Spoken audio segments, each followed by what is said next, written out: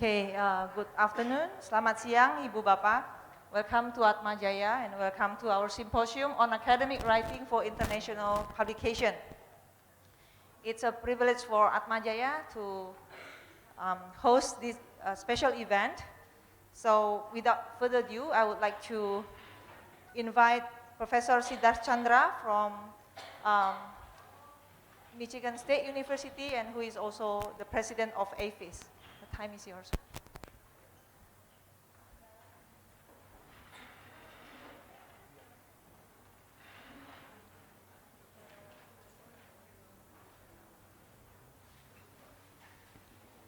Good afternoon, everybody. Thank you for coming to this symposium on academic writing for international publication. I'd like to see if you could raise your hands. How many of you are PhD students right now? Okay, only one. Okay, Labbi, that's good. How many are faculty members? Professors, lecturers, docent? Okay, Banyak Sekali. Okay, excellent. So since all of you are in the area of academic research and publication, I hope that you find this symposium to be an appropriate one and that you learn something from it. Before we start with the actual presentations, I'd like to introduce to you the organization that is working with Atma Jaya University to run the symposium, and also a workshop that we held just before the symposium for 2.5 days. So the organization is the American Institute for Indonesian Studies. This is a consortium of 30 US universities. All of them are very strong research-oriented universities in the US. We have many faculty members in these universities who are very active in doing research and publication, and many of them are very keen to work with the next generation of scholars in Indonesia, who we hope will also become, if you are not already, active publishers of your research. So I would like to invite you to visit the website. The URL for the website, can we see that? The URL for the website is www.aifis.org. If you have a pen and note paper, please write it down and please visit us on the internet. There are two things that might be of particular interest to you that AFIS has to offer. The first one is we offer fellowships. So we have a grant from a foundation in the US, and we offer grants to Indonesian scholars who would like to visit the US, potentially to do their own research. The requirement is that you have to be an Indonesian scholar and that you have to be doing research that focuses on Indonesia. And what we try to do, if you do not already have a connection with a colleague in the United States who has a similar interest, we will try to connect you with a scholar in the US with whom you can work. The long run hope is that you will get your research published. Hopefully it will advance your career, that you will hopefully build some collaborations and friendships with US scholars, and maybe in the future even co-publish research with them. One of the things that we have found is that when papers are published by authors from multiple countries, the papers tend to be more broadly circulated, you tend to get more citations, it tends to be more beneficial. So US scholars are very anxious to work with you. We hope that you'll take advantage of this. Now, we are just in the process of making awards for the 2019 round of AFIS fellows.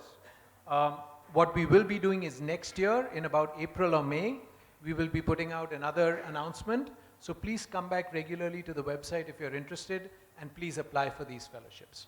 The second thing that I would like to bring to your attention is just before this symposium, on Monday, Tuesday, and Wednesday morning, this morning, we held an intensive workshop on academic writing for international publication.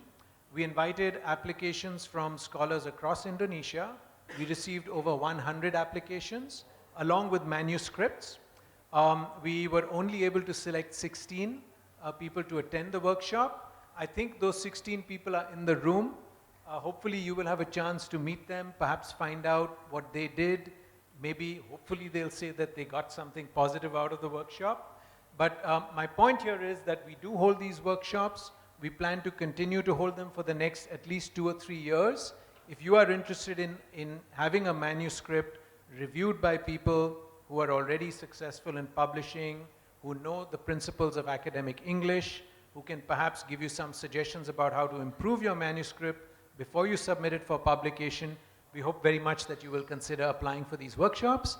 And if that happens and we are in a position to accept your application, we will look forward very much to working with you to get to move your manuscript toward publication. So now I think on to the symposium. Do we have Buyanti? Would you like to take the mic over? Thank you, Pak Siddharth. Yeah. So the next I would like to invite Ibu Santi Kusuma. She's our librarian at Atma Jaya Catholic University. She's going to talk about our special collection in the library. It's Ben and Nafsiam Boy collection. Bu Santi, the time is yours. Okay, thank you, Bu Yanti, for these opportunities. So I'm Ibu Santi from Atma Jaya University Library. Today I would like to introduce our special collections. Maybe not many people knows about this, so today I would like to explore a little bit about these collections. So we have Ben and Nafsiam Boy collections. Yeah. So these collections consist of 22,000 literatures. Yeah. And it belongs to Mr. Ben Boy. He was the East Nusa Tenggara governor, yeah, for 10 years. And he likes to read a lot, and then he likes to collect and buy many valuable and antiques books. Yeah, and then after he passed away, he gave his intellectual heritage to our library. So maybe for the next slide. Yeah.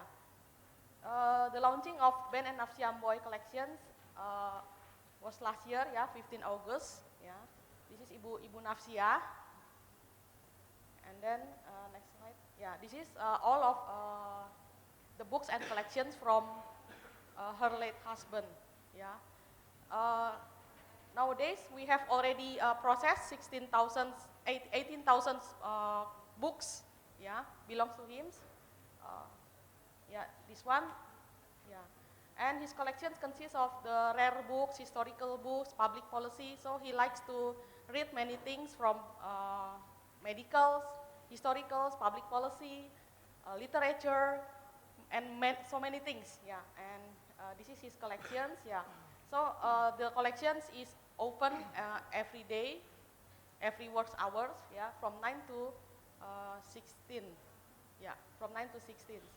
So if you would like to do the research about his collections or particular things that you like to search about his collections, you can go to our library. And also, we questions why he has so many collection, 22,000 books. Did he read the books? Yes. How do we know? He write a note in every books. So can you give next slide, please? This is the collection from 1674. Yeah. So he got this book from antiquariat. So it's like a bookstore that have very antique books. So he likes to collect books from there, buy and send to his place. And this is also the specimen.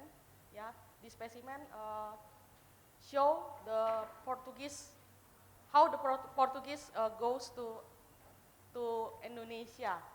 Yeah, next. And this is Timor in 1930. So the Portuguese, this book is written by the Portuguese writer in 1930. He wrote about Timor.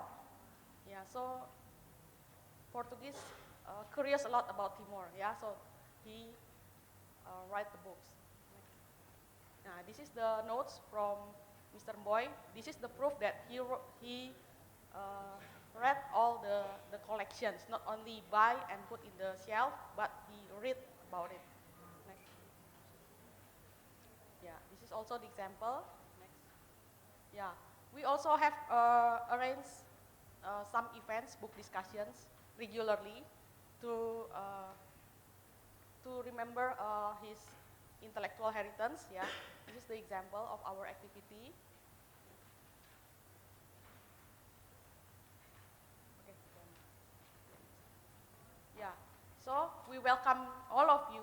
Yeah, to go and see our collections in the second floor of our library. Okay, thank you. Thank you, Bu Santi. Yeah, so on the registration desk, we have a brochure of the collection, so feel free to pick one. And I think Bu Santi and the team are looking forward to having you at the library and make use of the collection. So we will move to the next agenda for today. I would like to invite Professor Paul Kratoska from NUS Press, who is going to talk about current trends in academic publishing. Time is yours. Thank you. Just give me a minute to get set up here.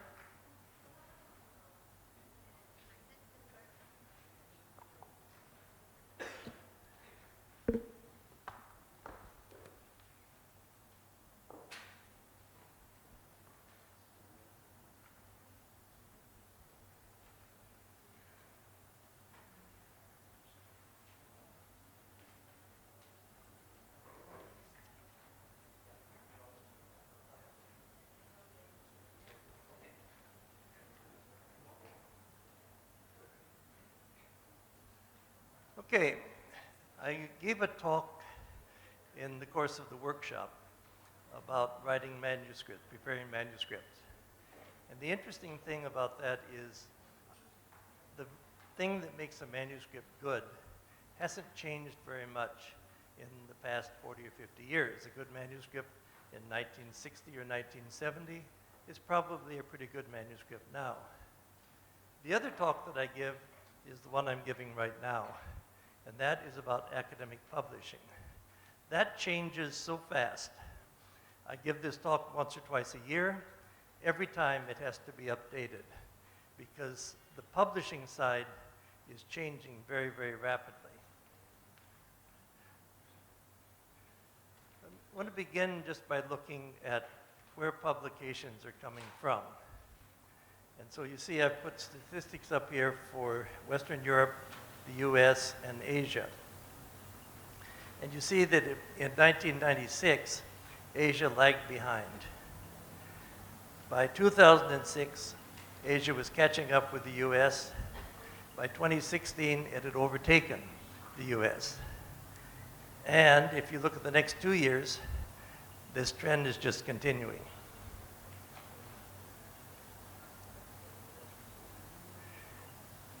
Now, this is primarily reflecting work in the science and technology sphere.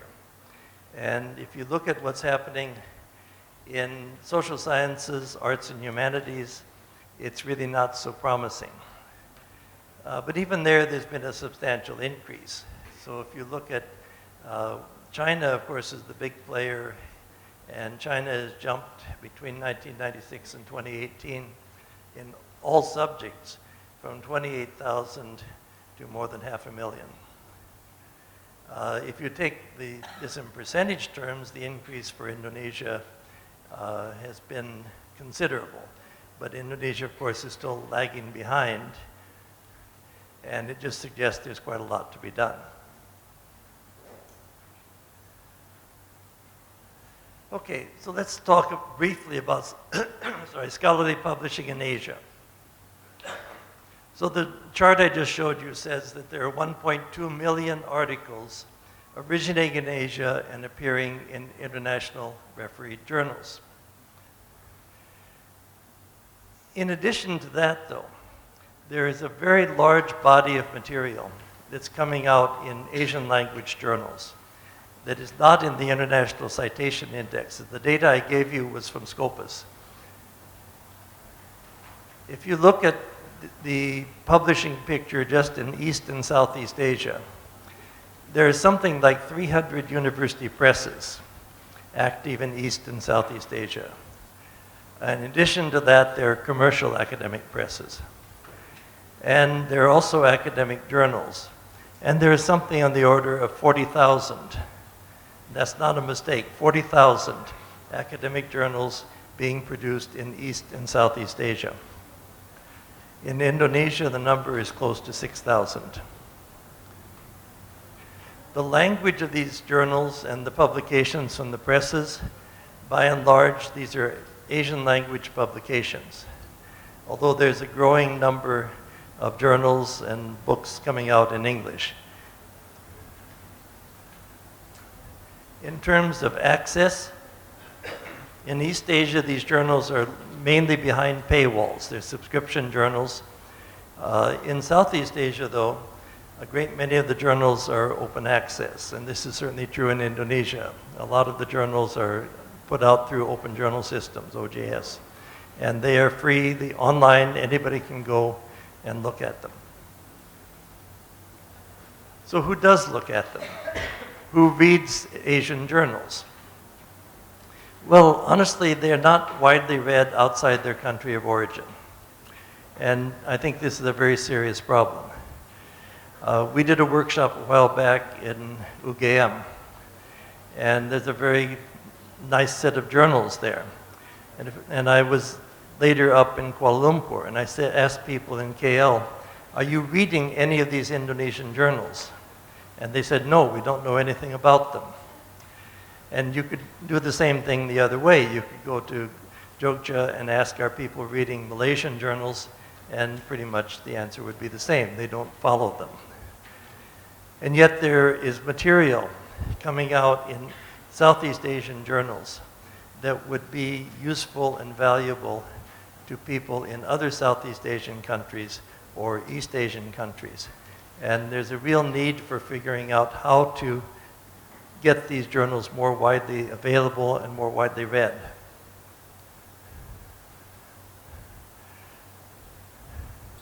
So many of these journals are not in major citation indexes. Those that are generally have fairly low impact.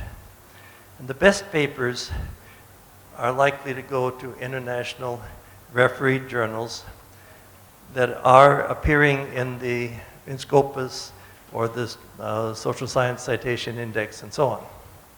And why is that? Why are the best articles being sent there? Well, the answer is very simple. The universities are asking their staff to publish in those high-profile journals. So it weakens the local publications because the best work is being published somewhere else. Okay, that by way of background. Now I want to just talk a little bit about what's happening in scholarly publishing. Scholarly publishing is a very peculiar business. Normally, if you produce something, I mean, if you make wayang puppets for sale, you make some money off of your work. If you make cars, if you make any product and you sell it, you expect to get some money, unless you're an academic. Academics will produce articles, and they don't get money when the article goes out. They're not paid for their work. But on the other side, who consumes these articles? Well, academics consume these articles. And by and large, they don't pay for them because they get them through their university library. So it's a very strange business that's probably unique. In addition, in scholarly publishing, the decisions about whether to publish something or not are not based on the commercial prospect of the publication, but rather on its scholarly quality. Historically, knowledge was pretty cheap. I mean, inexpensive. I don't mean it in a bad way. But when I started out, a lot of people, including myself, built up personal libraries. And we could do that fairly easily because academic books were not expensive. So I was looking through old books on my shelf, and a lot of them I bought for $2, $3. And so you could easily do that. You could build up a personal library. Not so much now. Today there are three competing models for scholarly communication.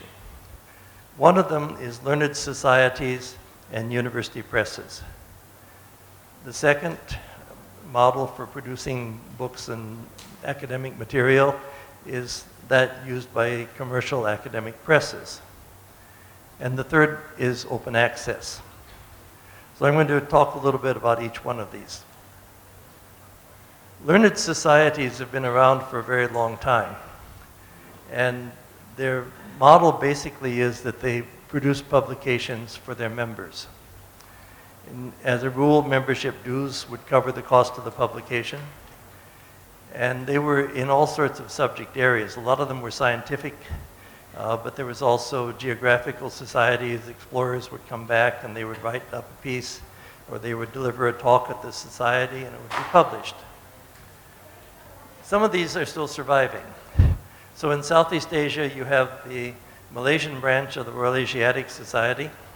You have the Siam Society, École Française, and the Koninklijk Institute. And these are all growing out of that tradition of learned societies. They've all been, to a great extent, removed from the colonial context where they originated. They're generally run locally, and they have a very different orientation, but they survive. Okay, then there are the university presses. And university presses, by and large, exist within research institutions, research universities. They've been around basically since the 1870s. I know everybody will tell you, if you look up the history of university press, they say, oh, well, Oxford University Press and Cambridge are the oldest. This is actually missing something, because there's a third press that's every bit as old as OUP and CUP. And I suspect nobody here could name it, but it's the University of Santo Tomas in the Philippines. But most of those presses were devoted to religious publications. They were not research institutions. So we start in the 1870s seeing universities calling themselves research universities. And the general understanding was the research that people were producing there was not valuable in a commercial sense. So if you do research and you don't publish it, it's wasted. And the only way to be sure that it was going to be published was for the university to publish it. So the initial university press, the first one of this sort, was at Johns Hopkins University. And the idea was it would be a place where faculty members at Johns Hopkins University could publish. University of Chicago came along about 1892. It started up with 3 divisions. One of them was the university press. Now, university presses are not for profit, at least in North America. They finance themselves by sales of the publications they put out. Usually they need some sort of support from the university, some kind of subvention. They focus on monographs, and frankly, most monographs lose money. At least now they do. In the 1960s, though, a university press could publish 2,000 copies of a book, and that would cover their costs, give them a small profit. That doesn't happen anymore. A university press today is lucky if it sells 500 copies. And as a former director of a university press, I can tell you what a squeeze that puts on. Also, very few university presses can go online. They can't afford to set up a digital platform. So they're handicapped in that way in a world where so much more material is now being put out in digital formats and distributed online. Okay, then commercial academic publishing. Now this goes back quite a ways. Some of the earliest scientific material came out in what you might call a commercial format. And in the 19th century, Darwin's Origin of Species was published by a commercial press, John Murray, and Wallace's Malay Archipelago, published by Macmillan. So there's a tradition of this. But after 1950, there were some business conglomerates in Europe that entered academic publishing. Their business model is that they charge very, very high prices for their products. They don't publish very many copies of a book, maybe just 200 or 300 copies. But they charge you $150 to $200 US per copy. Now, if you multiply that out, it's a generous amount of money. But these are big companies, and they have a lot of overheads. And they have to keep on publishing a lot of books. They tend to focus on journals more than they do on books, and they focus on library sales. The days of people like me collecting a personal library really are over.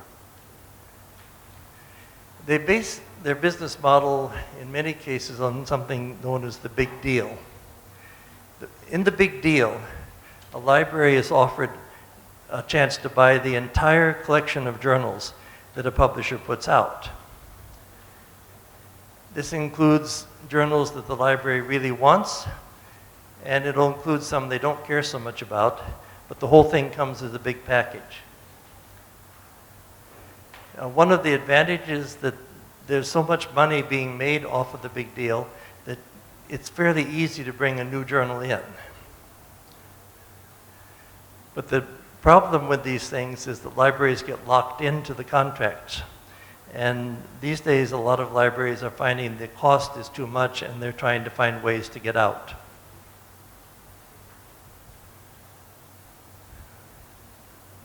One reaction to the high cost of commercial academic publishing is open access. This dates back just to the end of the last century. In 1998, the Association of Research Libraries established a body called Scholarly Publishing and Academic Resources Coalition, or SPARC. Now it has member institutions in North America, Europe, Japan, China, and Australia. This was followed in 2002 by the Budapest Open Access Initiative, which was basically putting out a call suggesting that research should be free, it should have unrestricted online availability. And they pictured this happening through self-archiving and also journals that came out as open access. Now, there's one big problem with this, and that is you would have to pay quite a lot of money to be able to cover the cost of a journal. The model that people use is that they will charge an author an article processing charge. And that helps pay for the cost of the journal. But a survey was done in 2007 of humanities and social science journals. The average length of an article was 19 pages. The average cost per page, $526, which meant that the average cost per article was more than 9,000 US dollars. Okay, now that's a problem because if the author is going to have to pay the cost of the article, they would have to pay nearly $10,000. And I don't know about you, I'm not going to pay that. So this becomes a big issue for open access. How do you lower the costs? In 2013, the US, the UK, the EU, and Australia began to require that publicly funded research must be open access. But they would allow a period of time to pass, usually a year, when it could be behind a paywall. So the idea is libraries will then continue to buy subscriptions to journals because scientists are going to want this information very quickly. They don't want to wait a year. In 2015, there was a Berlin Open Access Conference that called for an analysis of open access and promotion of it with the idea that by 2020, academic publishing would be open access. And the idea that they had is that the libraries right now are paying huge sums of money for journal subscriptions. If that money could be switched over and used to pay for open access, the hope is that that would cover the cost. So you could simply move everything out of paid subscriptions into open access. So the money that the libraries have should be withdrawn from the subscriptions and repurposed. 2018, a group of funding organizations that collectively are known as Science Europe formed something called the Coalition S Consortium. And you see they've got the OA capitalized. This includes 12 European countries. And then they announced something called Plan S. It sounds like a great mystery story or something, doesn't it? But anyway, they called it Plan S. And they said, under this plan, research must be made open access immediately, no delays. And these are funding agencies, so they're in a position to demand this. That fees that are charged by journals should be capped, and they should be paid by funders or by universities. The goal is that all research should be published in fully open access journals. Now, some journals today are partly open access, partly not. So they're hybrid journals. And so temporarily they're saying that's all right, but the goal is that all research should come out and be free. It should be in open access journals. So that's where the cost of these open access journals becomes a big problem. 2019, though, you're starting to see movement away from the big deal packages. So in this year, Germany, Sweden, and the University of California system announced that they were canceling their subscription packages with Elsevier. So how are their faculty going to get hold of Elsevier articles? Well, the argument was faculty can submit individual document requests. They can consult online repositories and see if the article is there, or they can contact an author and request a copy from the author. The response to that from the commercial presses was to introduce something called read and publish. So Plan S really threatens the commercial presses. Because if everything is free, these commercial presses lose all the income they're getting from selling subscriptions. And that is a lot of money. And the profit margins are very high. So they've announced Plan S. And, they've announced Read and Publish. And Read and Publish is an arrangement where the library will continue to subscribe, just as before, pay a lot of money for the subscription. But faculty members at that institution can publish open access in a given publisher's journals without paying any article processing charge. So really what they're doing is folding in the cost of the journal into the subscription price.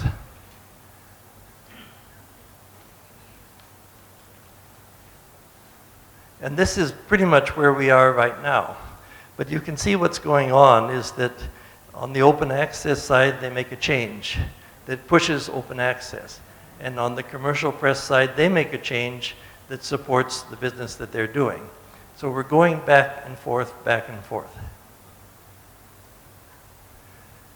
Now, how does this fit into what goes on in Asia?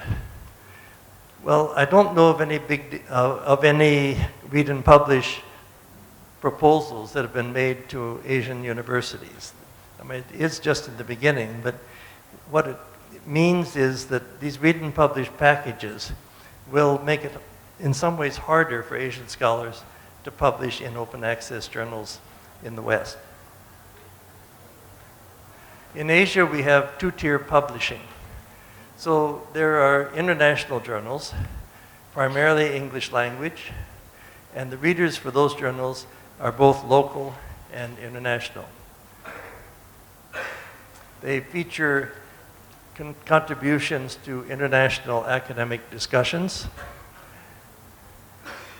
and they follow the writing conventions of international journals. And then there are what here are generally called national journals. A lot of these are Asian language. The readers are within the country. The topics that they publish on are topics of concern to the local population, so more than they are to an international group of readers. And the writing conventions will not necessarily be the same as for international publications. If anyone's interested in this, there are studies that have been done about the way Indonesian authors prepare academic articles and the differences between that and the models that are used in the West.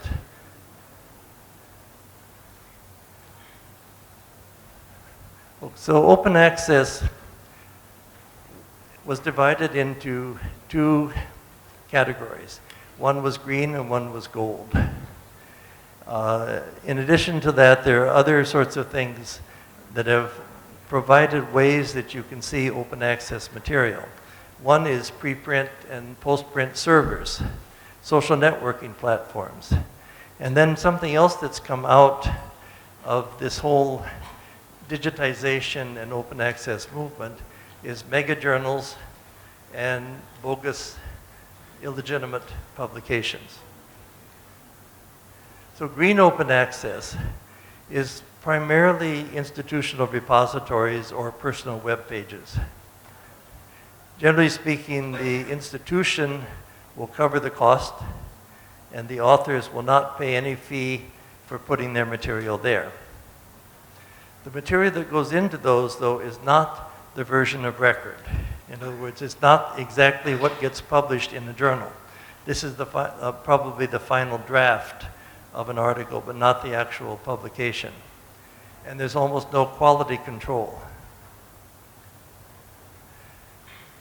Then there's gold open access. This follows the normal peer review process. The publisher will generally charge an article processing charge. And how much do you pay for this? Well, probably anywhere from $500 to $5,000 per article. And somebody said, you know what's going on here? For many, many years, scholars have received nothing, very little or no financial return for their publication, for their published work. What's happening now is that scholars in the humanities are being asked to pay to give their work away. And when you pay the article processing charge, you don't get anything back, but you have to pay to get it published. Okay, preprint servers. These initially took shape in the STEM subjects, that is, the science, technology, engineering, and medicine. The manuscripts that are put into preprint servers are usually ready for publication, but are not yet refereed. They're starting to turn up in the humanities and social sciences. One example is something called OSF preprints. At the moment, they have about 2.2 million articles in their server, including one that is devoted to Indonesian work. So it's INA-RXIV. Another server is preprints.org. So this is beginning to take shape, and it's a way that people can put their work out so that other people can read it. But it doesn't give you any credit with your university. It's just simply a way that you share your work with other researchers. Okay, then there are social networking platforms. The big ones are Academia EDU and ResearchGate. And this I'm putting up there by way of warning, because when you publish something with a journal, you will generally be asked to sign an agreement. And this agreement gives that journal either the copyright or exclusive rights to reproduce your material. If you put it up here, you almost certainly violate the agreement you signed with your publisher. Not only that, you release a lot of rights to Academia EDU or ResearchGate. Now, when you join those organizations, you're asked to sign a document. These are very, 2 or 3 page documents, a lot of small print. People don't read them, but they should. Because the Academia EDU says you grant Academia EDU a worldwide license to reproduce prepared derivative works based upon, distribute, and otherwise use your member content. I think very few people who put their material up there realize they have given away the rights. Not only that, they don't have the right to give away the rights because they've already given it to a publisher. You also, on that same agreement, you claim that you own the material, and you agree to indemnify Academia EDU if there's legal action. So what that means is, suppose somebody sues Academia EDU for copyright violation. Academia EDU says, well, we haven't done anything. It's all the fault of the people who put their material there. And if they were fined a lot of money, they would then just pass it along to the people who put the material on the website. Now, is that likely to happen? Well, Elsevier has issued takedown notices. They haven't sued yet, they haven't gotten any money, but they have issued notices saying Academia EDU is violating copyright. And major university presses always ask their authors not to post articles on ResearchGate and Academia EDU. So be warned. Okay, another development coming out of this new system of publication is mega journals. The first one of these was the Public Library of Sciences PLOS 1, established in 2006. Now, this is a single journal, but it publishes 30,000 articles per year. They follow a policy of publish first, judge later. So if an article is methodologically sound, they will publish it. They're not worried about the content, they're worried about the methodology. They have a very low rejection rate, about 30%. And their article processing charge, you have to pay to get in, is $1,495 US per article. Now, you might be sitting there thinking, okay, let's find out. 30,000 articles, $1,495, what does that come to? And I will spare you the need to take out your phone and calculate because I've done it.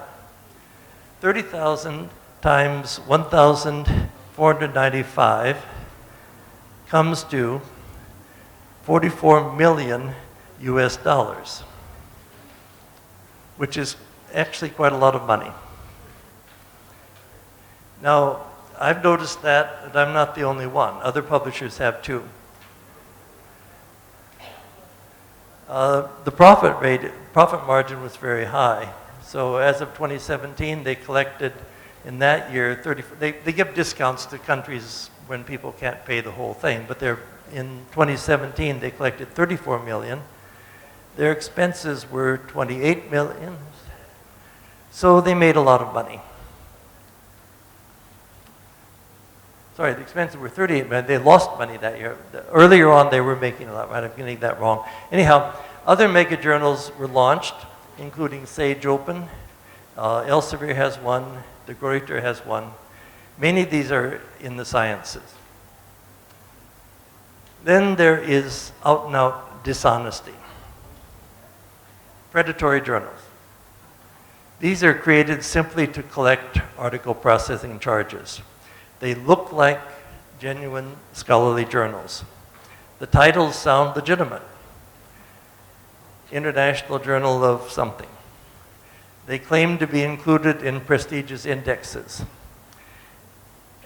They claim that they have very high impact factors.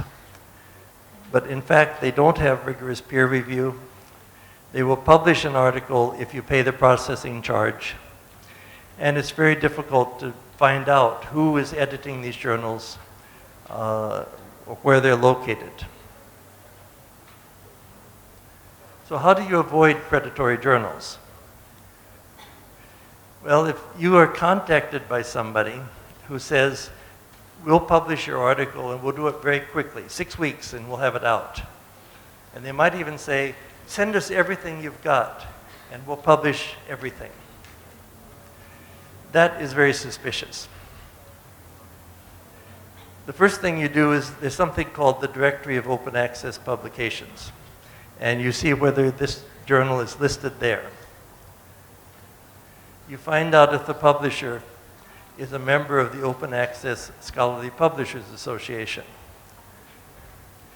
And then you go to a website, which is thinkchecksubmit.org. And you follow the suggestions that are there. Now, your university might subscribe to something put out by Cabell's Scholarly Analytics, but it has to have a library subscription. But they have a blacklist and a whitelist of good journals and bad journals. I have some references here. Anybody who might be interested in having that, there's some specific for Indonesia too. You can feel free to contact me at that email address. And thank you very much.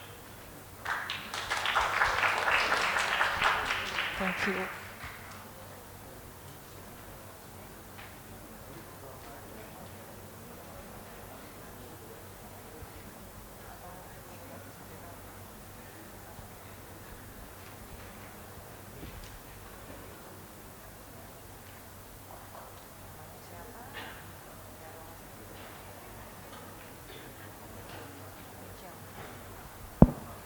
Now I would like to invite Ibu Carol Mitchell from the Library of Congress to talk about the journals. Yeah, sorry. Thank you. He's going to give him a second there, and then I'm going to get his clicker too. And then I might need to instruct him how to click.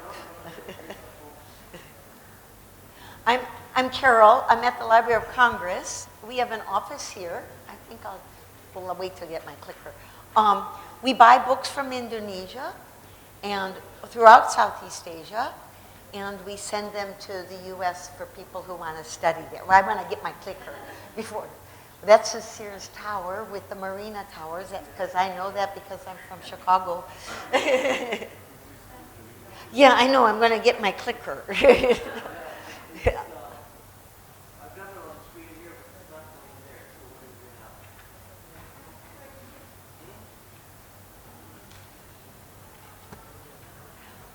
So I'm going to just stand, and then I'll get my clicker and move to the middle. But at this point, I want to just say what we do. We buy books, we buy journals, we still buy print journals from the region, and we send them to places like University of Michigan, Michigan State, Cornell's, places that have large Southeast Asia collections where maybe one day you'll end up with an APHIS grant. Our talks will overlap a little bit. So what journal?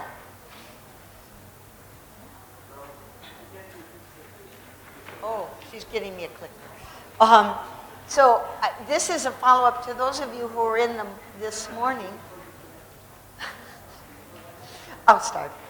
This morning, the group that's been here for the last few days has been looking at publishing. And I'm going to kind of help them think about where do you go. And this is also a little bit of a, make sure you use your library, because I really believe it. So what I'm hoping is that using your library, and I'm going to talk about using your libraries and experts in the field. Okay. Okay. So I'm going to talk a little bit about how you can use your libraries and experts to guide your search for the journal that's right for you. I'm going to, knowing the type of journal, he went over some of those at the very end here. I'm going to talk a little bit about a disciplinary approach between area studies. Those of us who've been talking with you are often considered what we call area studies. And then how we in libraries look at journals. So libraries, we're library specialists. We're kind of the original aggregators. When you use a library, for the most part, your librarians and the people who do that think we don't have much money. So we think very hard about how and what to buy and put in those libraries. So make sure you use those resources. In this country and around the region, there's a growing service culture in libraries to help you find what you need. The online databases that you now have available can be very confusing. Believe me, I just tried to use the Library of Congress ones, and I don't know. Mary, if you're in the US or even here, you have people in the Boy, she gave that nice talk about the special collection here. Many special collections like that will have a special librarian for you to work with. So, in other words, use the people in the libraries. Most of us, and you here, have been benefited from the digital revolution in libraries. What's interesting about the model in Southeast Asia, because you are all born digital people, you were born into a digital world, unlike some of us here.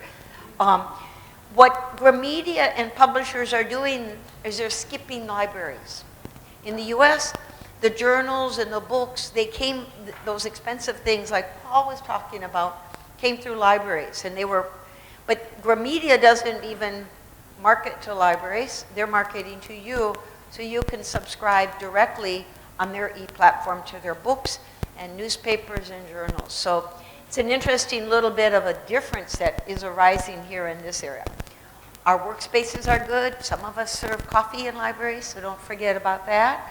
And I think we're in a day where, and again, your special collection here at Atma Jaya, in a day when there is not much tangible, the libraries serve as a real manifestation of the importance of research.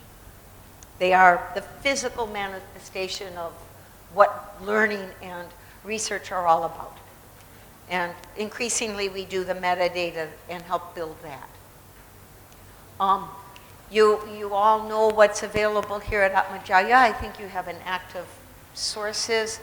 You have e-text. We have reference materials are online now. There's now, in addition to we're not talking in today, we're really looking at journals. There is not a wide international publishing and book publishing in the region. Maybe we add a little next time on that. But these are some of the things you'll find at your library here. So again, libraries are the original aggregators.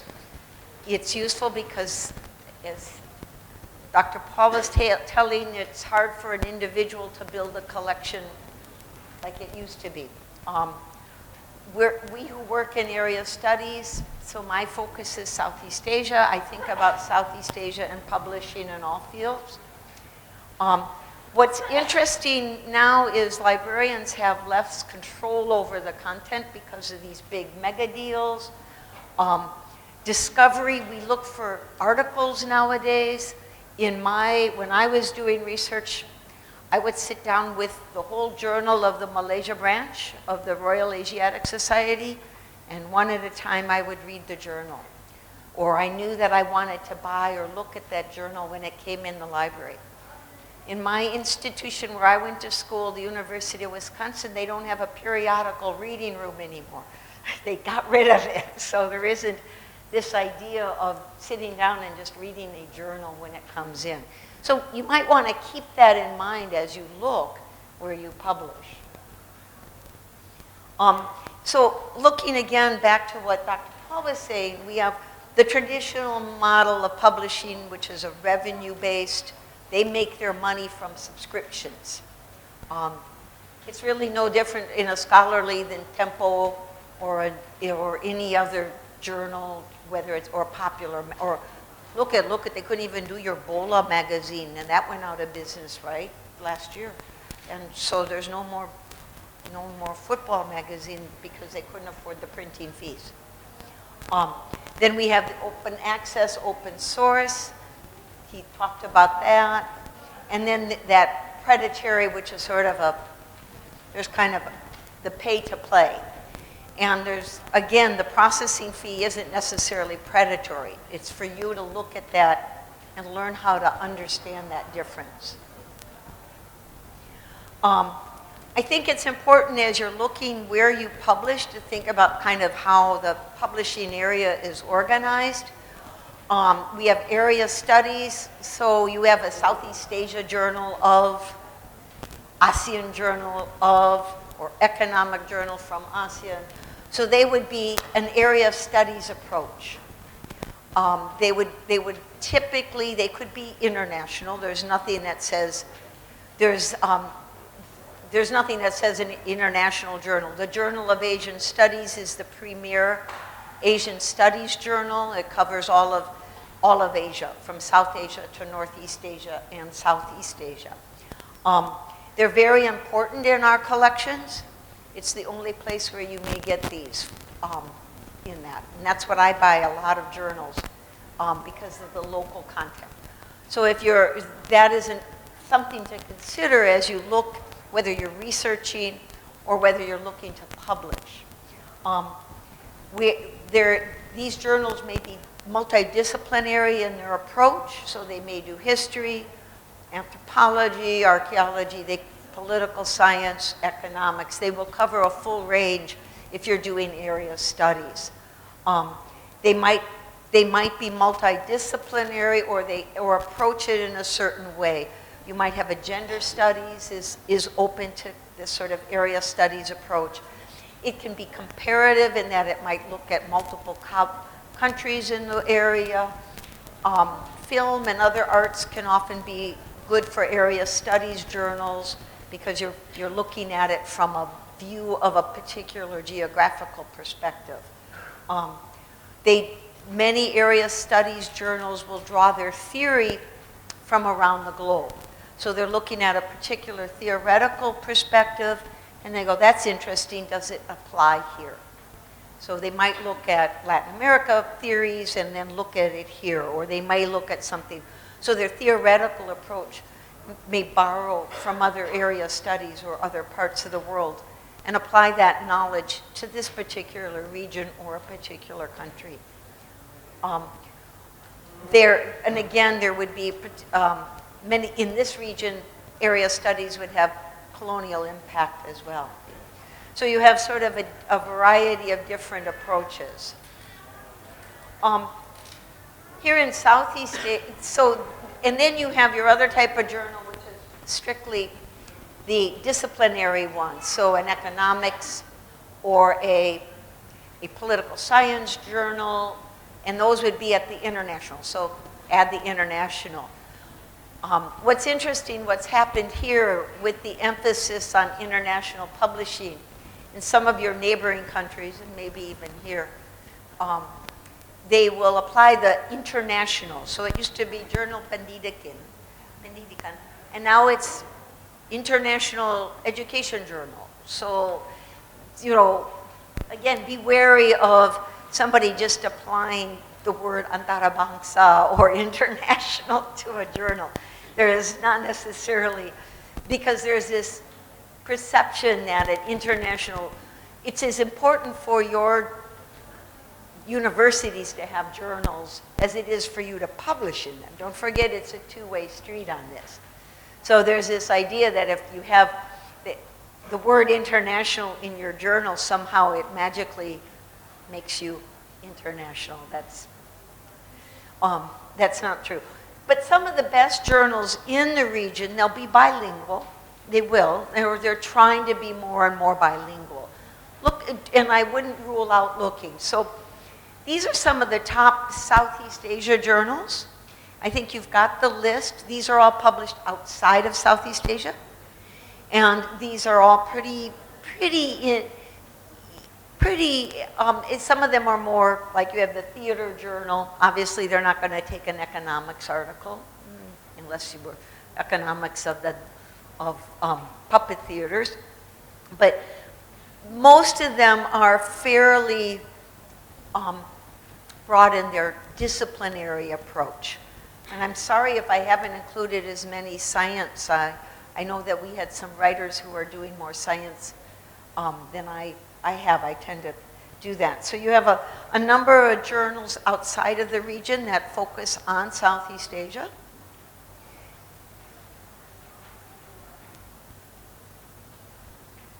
Did I put it? What? Oops. Here's some of the journals within Southeast Asia then. So these are some of the ones that in the US, almost every library would need to have in its collection. Again, you have some ASEAN, you have some disciplinary approaches to these. You've got then the Southeast Asia Studies. The one from NUS, Paul, is that fairly multidisciplinary? Your NUS one, your Journal of Southeast Asia, that's very multidisciplinary. So again, and I'm going to go into that a little bit, but these are good. These are all in, some a little bit more international than others, but they're well, as he said, the problem with some of the Southeast Asia journals, these all meet that international standards, but they just don't have the reputations that are there. But they're very good in that sense of, in that Southeast Asia of now is an art journal, right? Arts. That's a very good journal as well. So there are a lot of new art and theater journals out there. Film is another. As he mentioned, some of the old institutions, the societies are reputational in that. He mentions the e-journals. So within here, there are huge portals. These are all open source. These are not behind paywalls. What I'm going to talk about next, I think this is these can be useful as you look at what kinds of things that you may want to look at as you study and what are quality journals, where do you want to go. These could be some good. LIPI has biodiversity. LIPI is more research oriented, will have more of the STEM in it. Whereas the Garuda, it tends to be most of the publications from universities. The ASEAN one, it's slow to take off, but it's trying to be for the whole region. Thailand now has a brand new one, the Philippines. So, and then most universities, if you can find it, will have a site where they just do all of their open source. Now, to the best of my knowledge, as he said, there is very little behind paywalls, which is good and bad in that sense. It's good for you as readers and researchers. It's a good way for you to find out what's the best being done in another country. Malaysia and the Philippine journals are very, very highly rated. There's some very good English language journals in both of those. And the Philippine ones go back quite a ways as far as their reputations go. So when, as a librarian, and that I thought it might be useful for those of you who are looking to publish, that you might want some things. The most important thing we librarians like to look at is the journal published on time? Quite frankly, if the journal isn't regular or published on time, it's probably relying on, the hired help that isn't real reliable always. So that's a good measure of what the quality of a journal. Does it even publish, when it says it will? Clear guidelines for people who want to read it. Open source has kind of made it so you don't need that anymore, but still, we're published here. This is our aim. Clear guidelines on what we do. If you want to subscribe, here is how you do it. Clear guidelines for authors. If if there aren't good guidelines for you to follow as writers or potential writers, be very careful, be very wary of that. I think it's always, it's always useful if you know who the reviewers are so that you know, it's not that you're going to contact those reviewers, but if they say we're an international peer review and you don't know what that means, I would say that borders then towards that predatory journal. If they're not being frank with you about who's reviewing and how the review process is, it's probably not as clear as it should be. I think one of the things that I like to see in a foreign language journal is the abstracts. And I don't know if you went over writing that or writing a good abstract. There is an art to that, but it is important in my mind that those abstracts are there, particularly if you're in a foreign language journal. The articles tend, if you look at the magazine, do the articles meet the standards of the journal? If it's an economic journal, is it straying out because it needed to pick things up? So I think it's important that we, as librarians, or you as you're looking, to make sure that your articles meet the stated purpose of that journal. Are there any editorial standards? When you're looking through, can you readily see that it is well edited, that even down to copy editing, that how it looks, are the periods in the right, is the punctuation okay? Those are really very important. I think the process now is much more automated. No one's typesetting anymore. But if you're looking at a journal and it appears to be poorly edited, you don't want your article to be poorly edited and put in and not nice. That's your work. Make sure it's going into someplace that takes pride in its own work as well.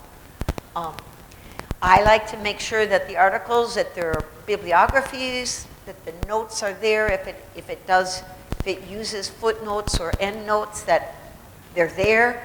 That if you're lucky to get in a world-class journal, they will look at your citations.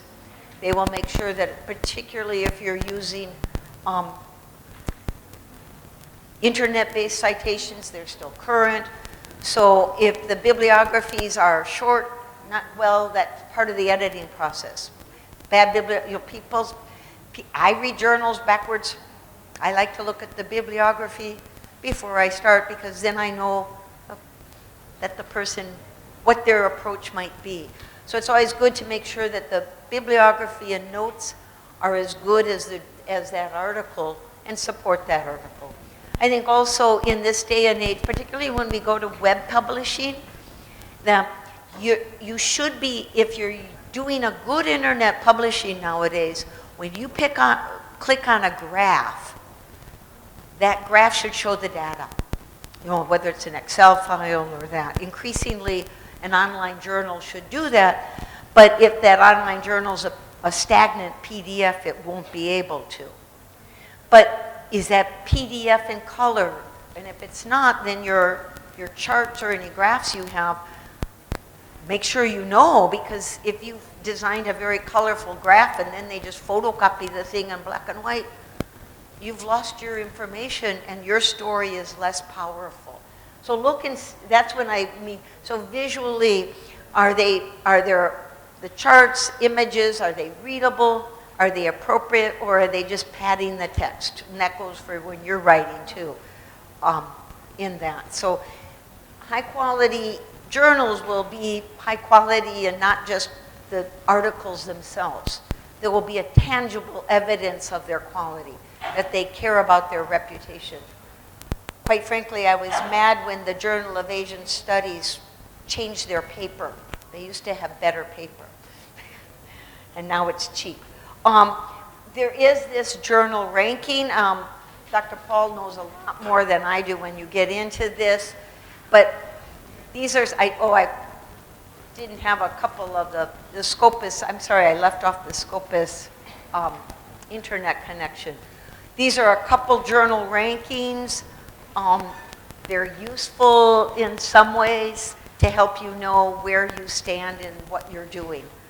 As a librarian, none of this existed when I was working more in the library as a user or as a customer service person. So I'm not as familiar, but it can be, and Google Scholar has a metrics as well. I'm not sure how scholars are using them. Maybe someone later can help add to the conversation on how people are using these as publishing tools or research tools. I want to now make a little bit of a, don't forget about your local journals. They're very important. They're important for a couple of reasons. If you're an undergraduate or you haven't quite made it that you're ready to do the exact same search on Indonesian journals. There are very many good Indonesian journals. And the way that Indonesian journals get better is good research. So if you feel that your English isn't quite ready for an international English language journal, there are so many. Atma Jaya's got some good journals, Gajah Mada. There's many good journals in the region on the same sort of topics, international, local topics, anthropology, women, gender studies. They're very good places to begin your journey into broadening your publishing skills. They're for your research. I like them because it's sometimes, when you move to an international publishing realm, sometimes you have to leave behind some of your data and some of your local context. So a local journal can help you that way. They're very important for understanding knowledge production in your country. So if you want a glimpse at what Indonesia cares about or how it's thinking in big terms, look at Garuda or Reset. And those are where I know we've got, and they do, and it's very localized. And sometimes you can modify and do a little of both. But there are warnings. Be careful, again, about the same issues abound in a local publishing scheme as they would on the international.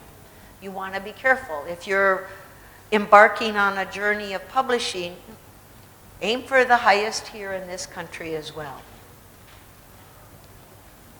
And it helps you support your own colleagues.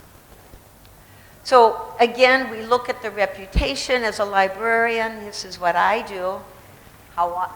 Is it published regularly? It's very frustrating here. What does it represent? What is its statement?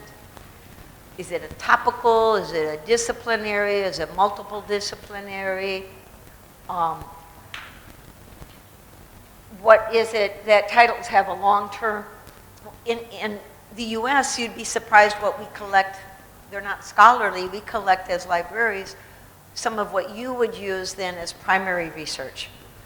So your wedding magazines have a lot of importance when somebody's doing women's studies in the US. If you've got wedding magazines from the 1960s, you can learn a lot about tradition and society in those. And that would go into a journal of women's studies or something like that. So, and we were very sad to see the demise of your football magazine, because now there's no big football magazine. So the organizational newsletters at the Library of Congress, we don't collect those as much as we used to. But those are mostly online now too. So we also look at whether they're indexed and available. Many Southeast Asia journals aren't indexed in a periodical index, but they're open source now, so it helps.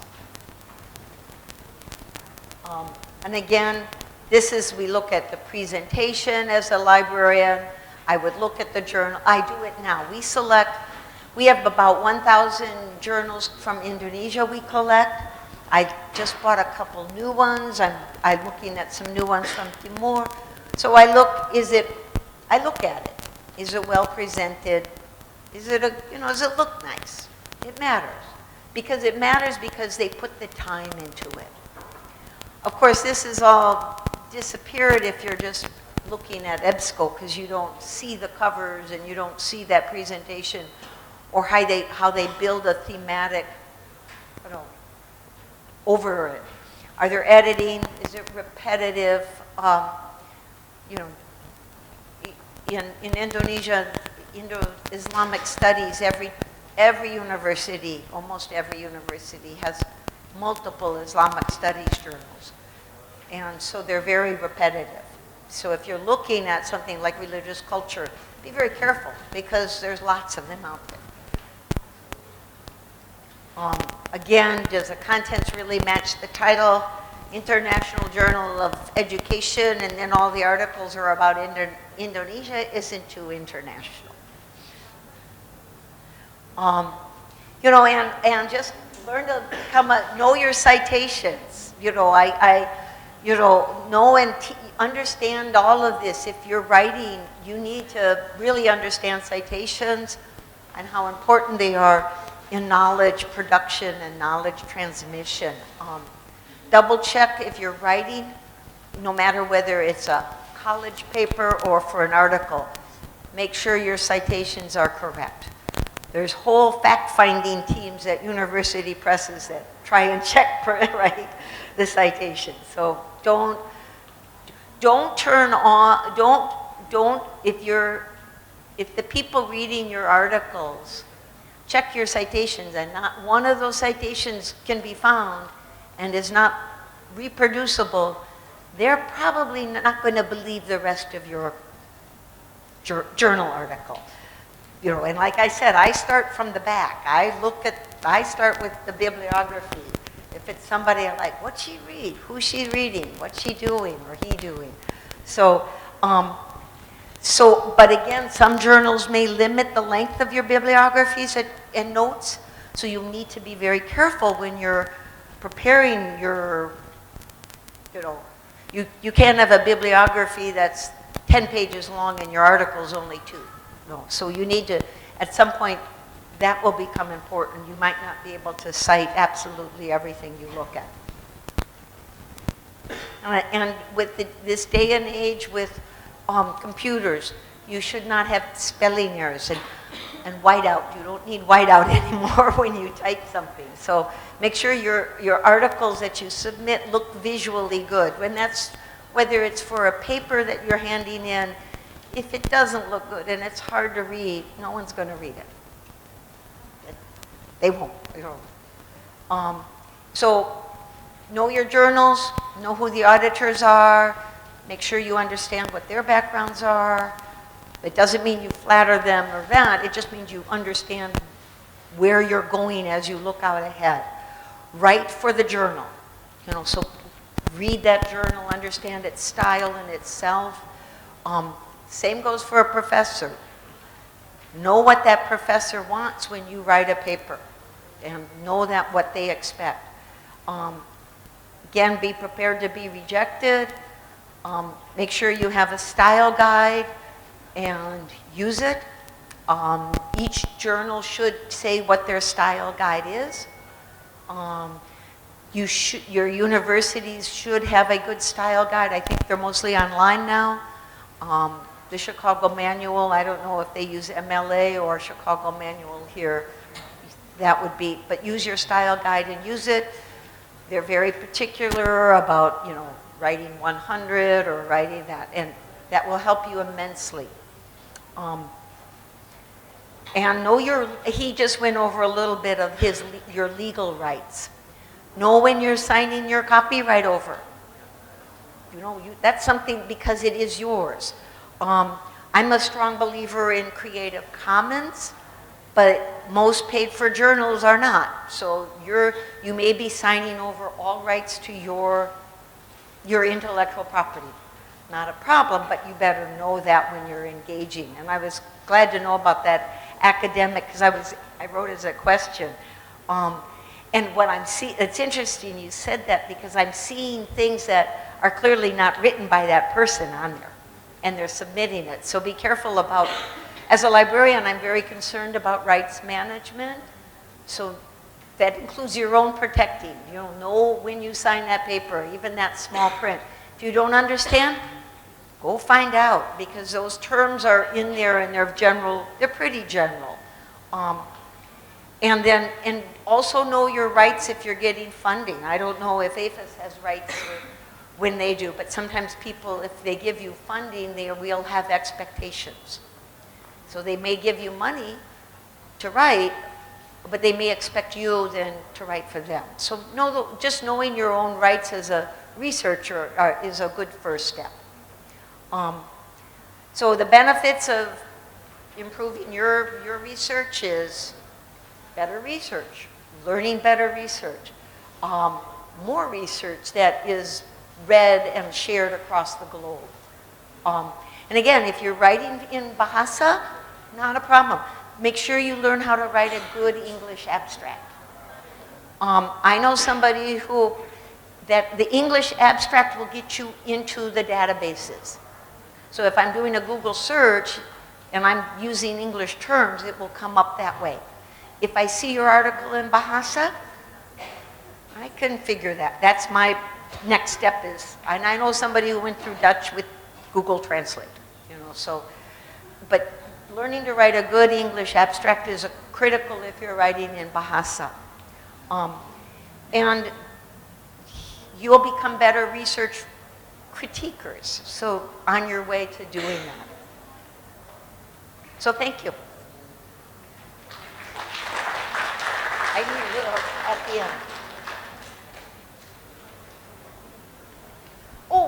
Just real quickly, if you're an undergraduate or a graduate student and you're not quite ready for some of those journals, sometimes your college, your facultas, or even your whatever may have an undergraduate journal. Use them.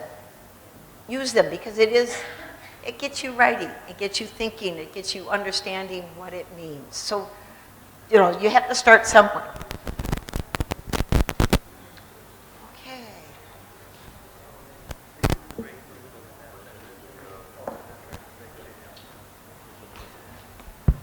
Okay, thank you, Carol.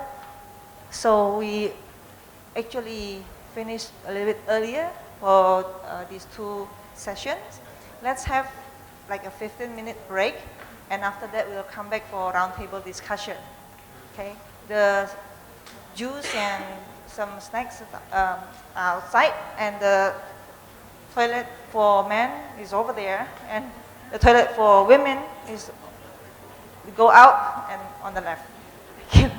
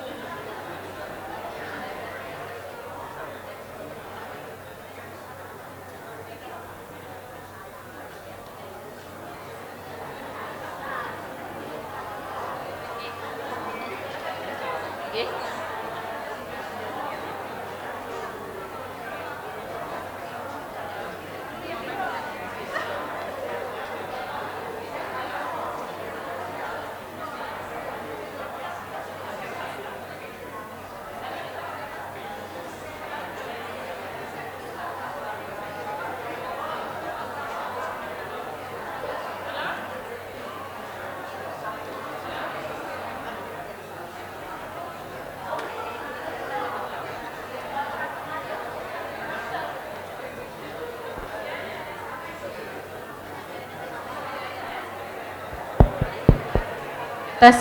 Untuk Bapak Ibu semuanya, kami akan kembali memulai sesi selanjutnya. Bagi Bapak Ibu yang masih berada di luar, kami persilakan untuk kembali masuk ke ruangan. Terima kasih.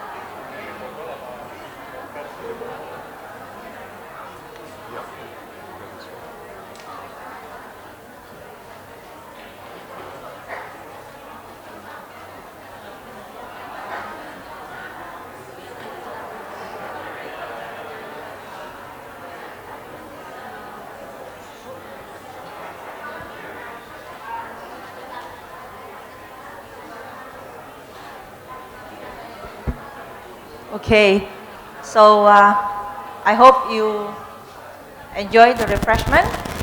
And we come to our last session, that's a roundtable discussion. And for that, I would like to invite Professor Peter Carey from the University of Indonesia to come to the stage. And Professor Bambang Kaswanti Purwo from Atma Jaya Catholic University, and Ibu Katarina E. Sukamto to come to the stage. And last but not least, Professor Siddharth Chandra from Thesis to chair this discussion. Thank you.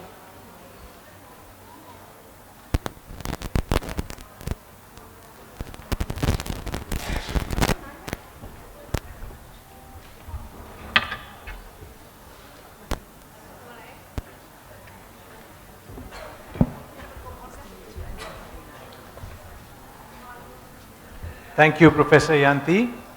So we're going to continue the session now with a roundtable. And the topic of the roundtable is academic publication, broadly speaking. We are very fortunate to have three very eminent scholars here with us at the roundtable. And two of them, Professor Bambang Kaswanti and Ibu Katarina, have actually done research on some of the issues that face Indonesian scholars who are trying to publish in international journals. So they are experts on the very subject that we're going to talk about. And Professor Carey is an eminent historian of Indonesia. He's done many famous works, especially on Prince Diponegoro, but on other topics as well. He has also had experience working with scholars under the new educational regime in Indonesia, so with the new requirements that professors need to publish in international journals. So what we'll do, perhaps by way of a discussion, is I'll pass the microphone to our three roundtable attendees, and I'll ask them to, maybe in 5 minutes or so, say a few words about some of the issues that they think are the most important, and then should we open the panel up to questions and answers, because I'm sure there are many of you here. You come from different disciplines, different universities, and you probably have a really diverse array of questions to ask of our panelists. So we'll start with Ibu Katerina.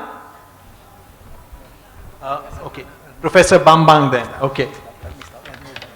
Okay, thank you for the opportunity. Now, what we are going to share today is, now I heard that in this group of people, these participants have produced 80 papers, yeah? 80 papers. And 18 out of the 80 has been selected for next step publication. That's what I heard. I'm not sure what I'm. Okay, congratulations for what you have done in this group, in this workshop. Now, what we would like to share is, now if you're done with the paper, the next step is to submit to the journal, right? Now, what I'm going to share now, what makes it the process from your pen to be published by the publisher, the editor, is smoother. So what is it that make the editors happy that they will accept your paper and they publish them? Now, the first thing that they will see during the paper, look at the title, right? Interesting? Okay, look at the next one, is abstract. Not interesting? Set aside. But if you like, it's interesting, it's clear, well written, the next step, go to the introduction. So these three things are very important for you to attract first impression from the editor. Title, abstract, and introduction. It is there that you can see what is it about, the path of investigation, and how you formulate the problem, and how you will answer the problem. Okay, but the next one what's important is you have to look at the, we are going to look at the technical screening. Now what will we do in the technical screening? Okay, thank you, Pak Bambang. Good afternoon, ladies and gentlemen. Okay, good to see you all here. Both of us, yeah, Pak Bambang and I, are involved in nationally accredited journal called Linguistic Indonesia. Yeah. So this is the journal. So we are both the reviewers as well as the editors. And yeah, we would just like to share our experience when we receive articles, yeah, either in Bahasa Indonesia or in English. First, that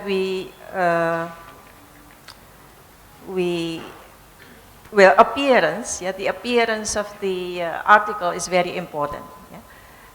What Pak Bambang meant by technical, what was that? Technical screening, yeah, is the format of the article.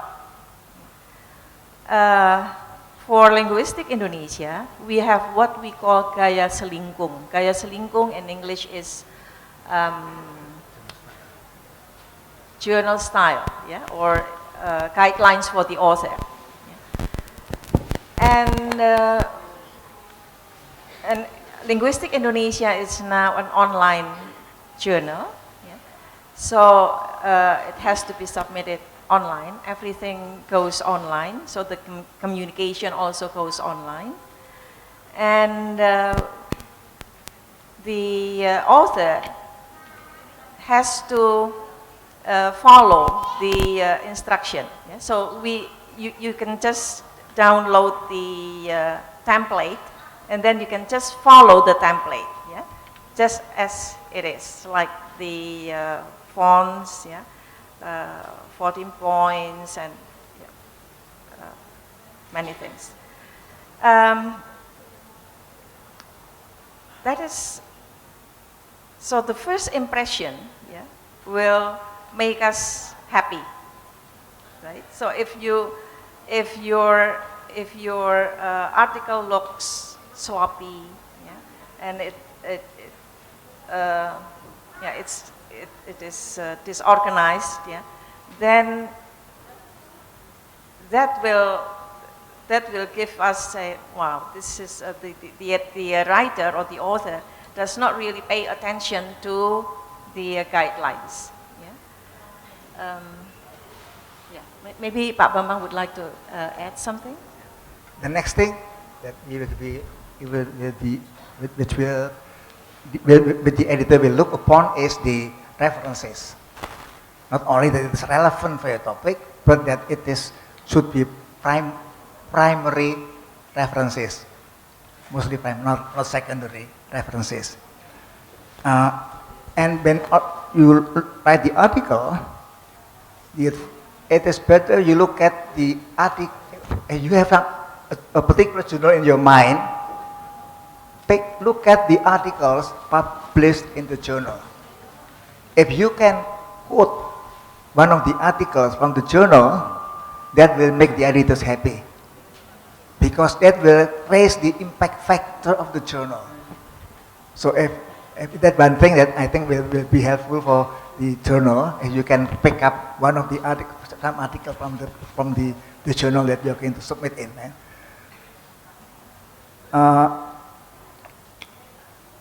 And the content-wise, if your content is dealing with current debate, that is also something that will attract the editors. Why?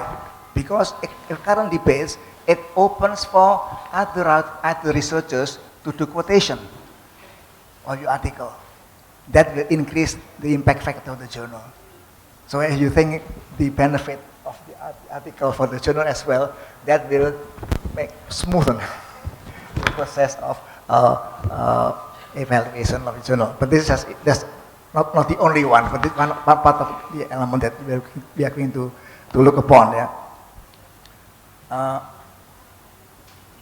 The next one. So if your paper is rejected, now what are the reasons for that?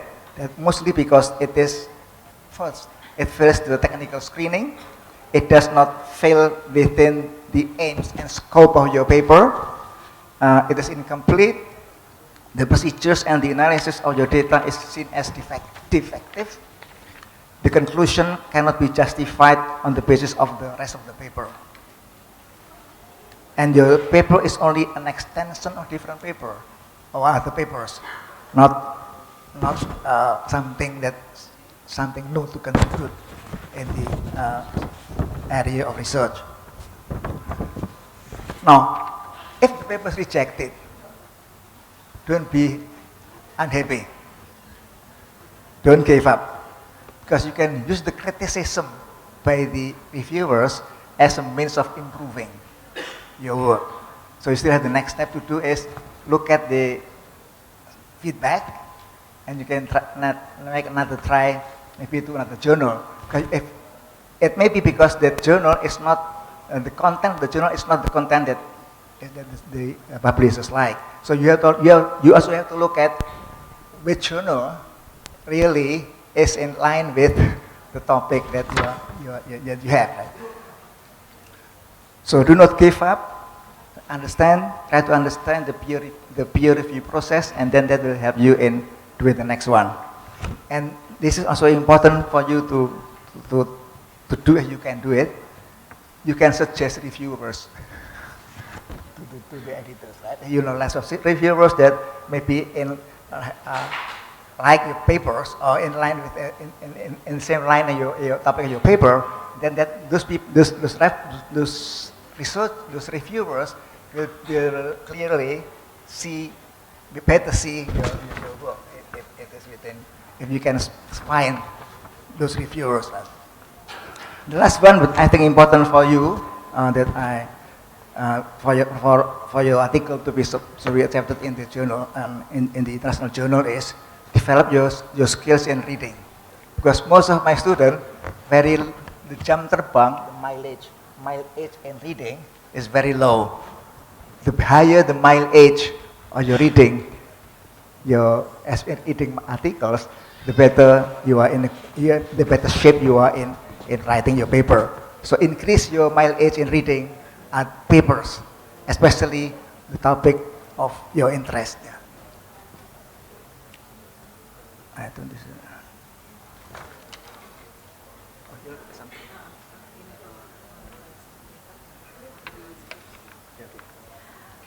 One important thing that you should know is that writing a journal article is not the same as writing a thesis or a dissertation.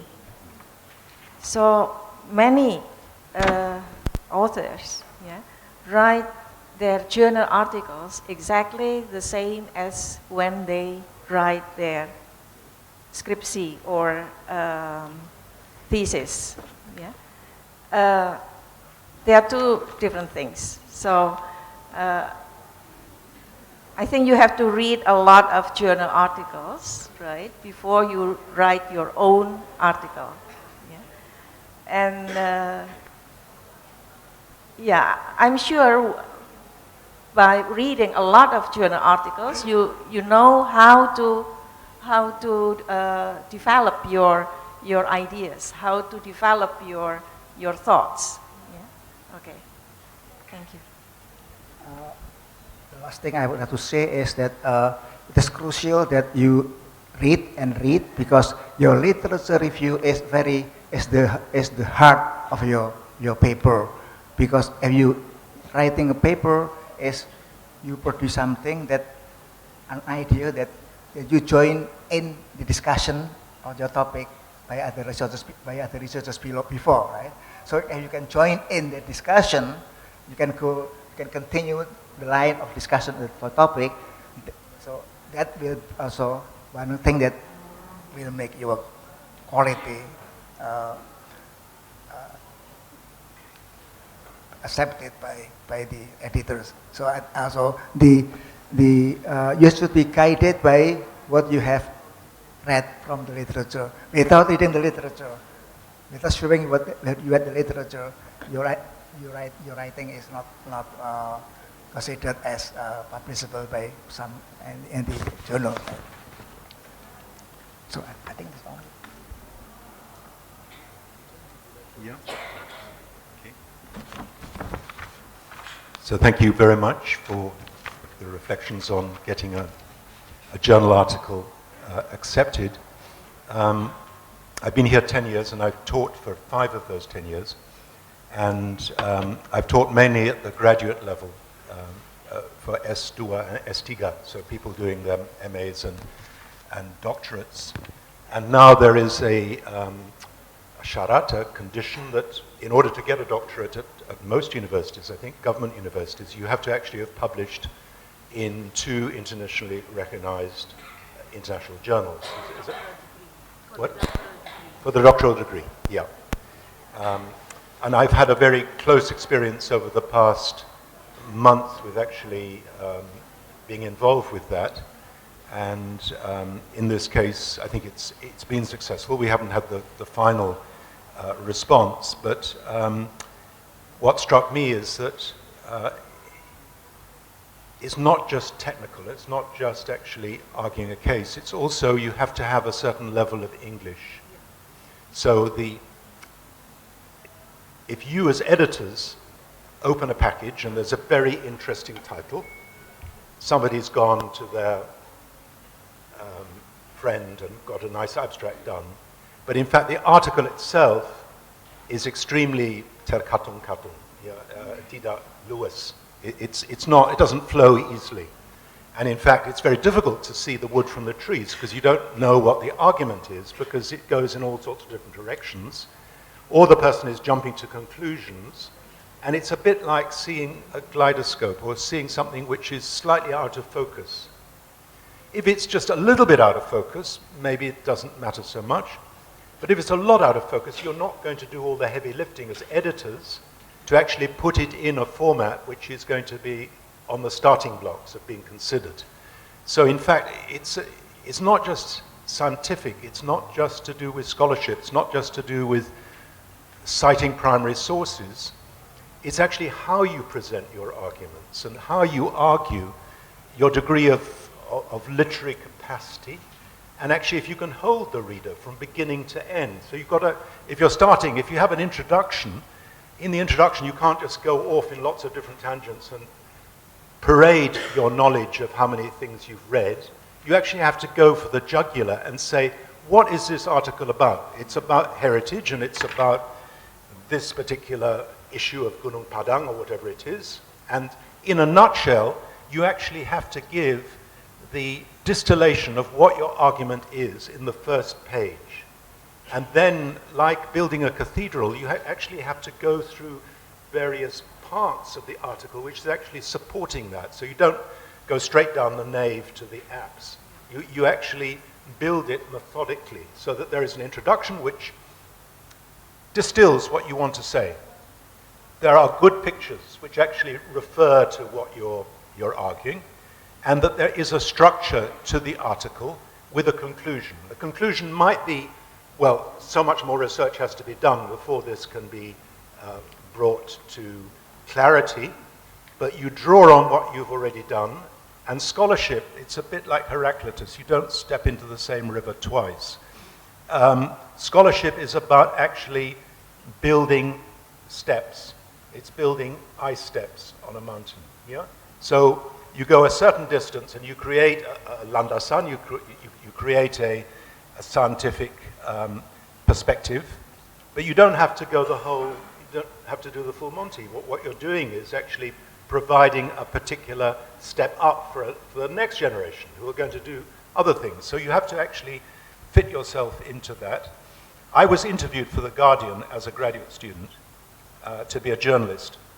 And what I was told was that if I was writing articles on Indonesia, I would have to imagine my maiden aunt in Wiltshire, living in Salisbury, writing an article about really quite a recondite and difficult country, very complex, and explaining it in bangers and mash in a way which she could understand. Yeah? So don't take your audience for granted. Don't write it in very highfalutin, scholarly turns of phrase. Try and make it as simple as possible. Read a lot of Hemingway. Read a lot of very pithy, succinct prose, and write in a fashion which is very easily accessible. Don't baffle people. Don't use lots and lots of technical terms unless you have to. And if you do have to, have a glossary so people can see those easily. But try and keep it as simple as possible. Try and make it come across, make it flow. There is a structure to it. There is a way in which you're explaining it.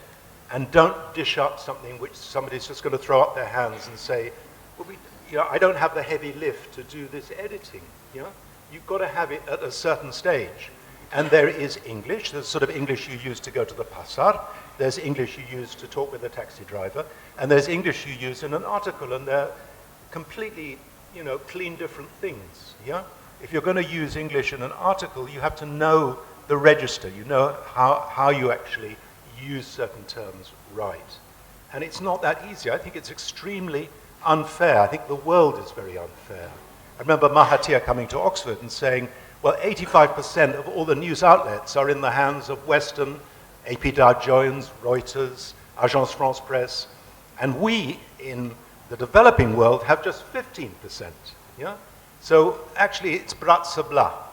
And possibly when you come of age, the hegemony of the Atlanticist world will be at an end. Because when Diponegoro, who's my hero, was born, 55% of world GDP was in the hands of two countries. And they weren't Western. One was India, 23%, and the other was China, 32%. Thank you. I want to comment on the building up. We talk about the building up the topic, how to build up the issue that you are going to develop in your paper. When you develop that idea that you are going to start to do research on, that it should land on the earlier scholarship, right? What they have done earlier. So you have to know what has been done by other researchers before you do your topic. Because your topic cannot be the first topic that nobody has ever done it, or something already done by previous researchers.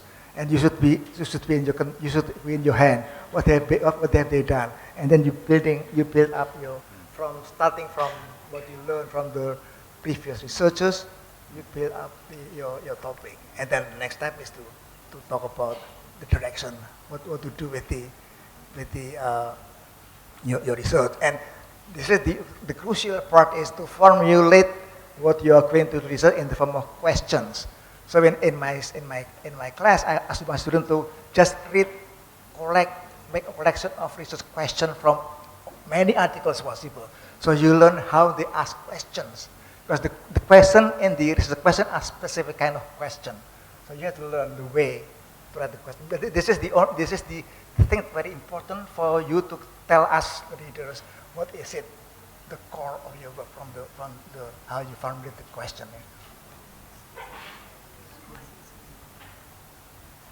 Yeah, I like the metaphor.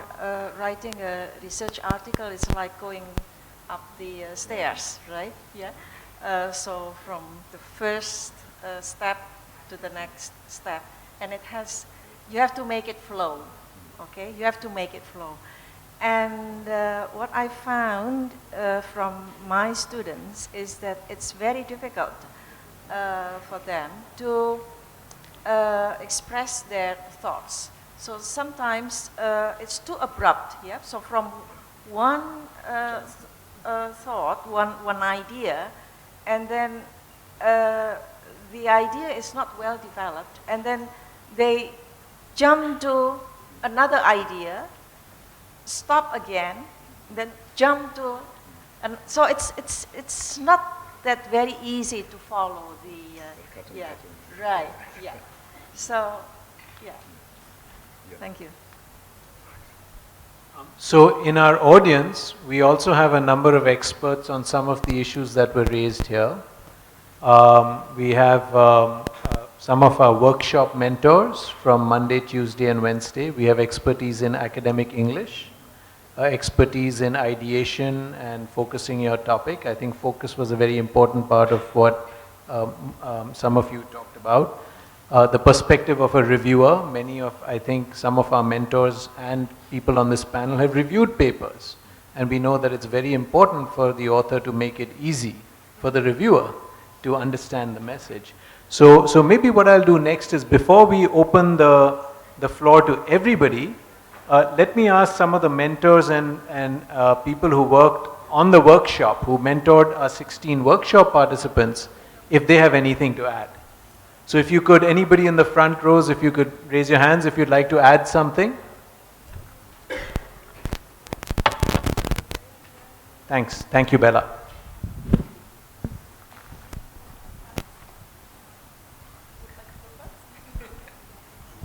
Well, I feel like I've talked a lot over the past 3 days and probably said just about everything I can think of to say.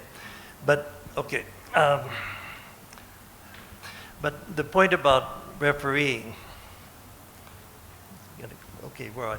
The point about refereeing and how the referee is going to respond, the first thing to remember is that, I'm speaking now as an editor, it's difficult to find people willing to referee. And once in a while I've sent an article to somebody and they write back and they say, this was a waste of my time. And it gives you a very bad feeling because you know that you have done something, you should have screened this article out. And I did mention in the workshop that the first step is always to try to decide if an article has a chance. And if it seems not to have a chance, it's better just to tell the author right away. But then there's also the presentation, and one of the things the referees usually do is to say it needs to be improved in this way, this way, this way. And often one way is in the way material is presented. But the workshop we were talking about, pretty much the same thing that was said up there, that you need to start off with a clear statement of where you're going and a statement of your argument, your position. And that helps the referee a lot, because then as they read the details, they can analyze what you're saying in the context of where you're going. So if you give a lot of details and only at the end you give your conclusion, then the referee really has to go back and start over and say, okay, now I know what the conclusion is. Let me see if the evidence really supports that. And when you ask the referee to go over and over and over a piece, you really are risking them getting tired of it and saying, well, it's not effective, and maybe it's not worth publishing. So I guess that would be the thing I would add, but I think it really is following what they just said on the stage. Thank you.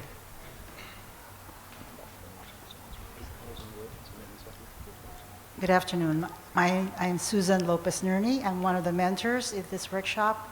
And I'm very pleased to hear that what we emphasized in the workshop are being echoed by our guests. One of which is the clarity of the language.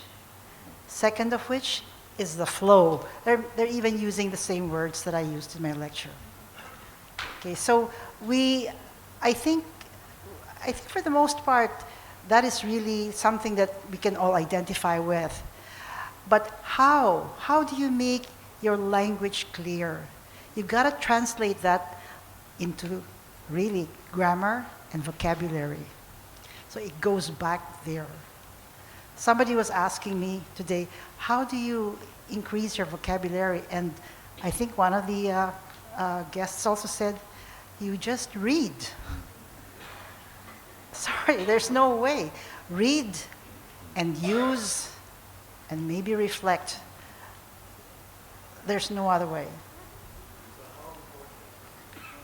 How important is perfect English? What is perfect? In this lecture, I talked about a style of English called academic style, which is different from the style that we use in conversation. As I think somebody said pasar, right? Which are also different styles, I think, in Bahasa. The style you use in the market, the style you use with friends, with family. That's not the same style you would use if you were to write an article for a journal. It's the same thing in English. That it's a style that academics, people writing about the research, use to talk to each other. It's not, for example, the American English variety, nor the British English variety. It's the academic style. Nobody is a native speaker of academic English. We all learn it. I'm Filipino. I learned academic style. These two guys are Americans. They learned the academic style. So all of us here, as far as academic writing in English is concerned, can do it. How important is perfect grammar? That's a different thing. Because, I'm sorry, but grammar has rules, and you have to follow it. And a person who is reading an article in English expects to see the grammar correct grammar, because as again, one of them said, if there are many problems with grammar, it's like walking on a rocky road and you're always tipping or watching out, trying to make the correction in your mind. That doesn't help somebody understand what you're writing, nor understand it quickly, which he has to do, especially if you're an editor or a reviewer choosing what kind of, whether this article is publishable or not.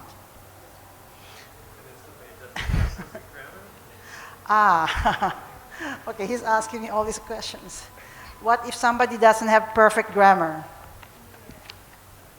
All right, I'll have the next mentor explain that, answer that one.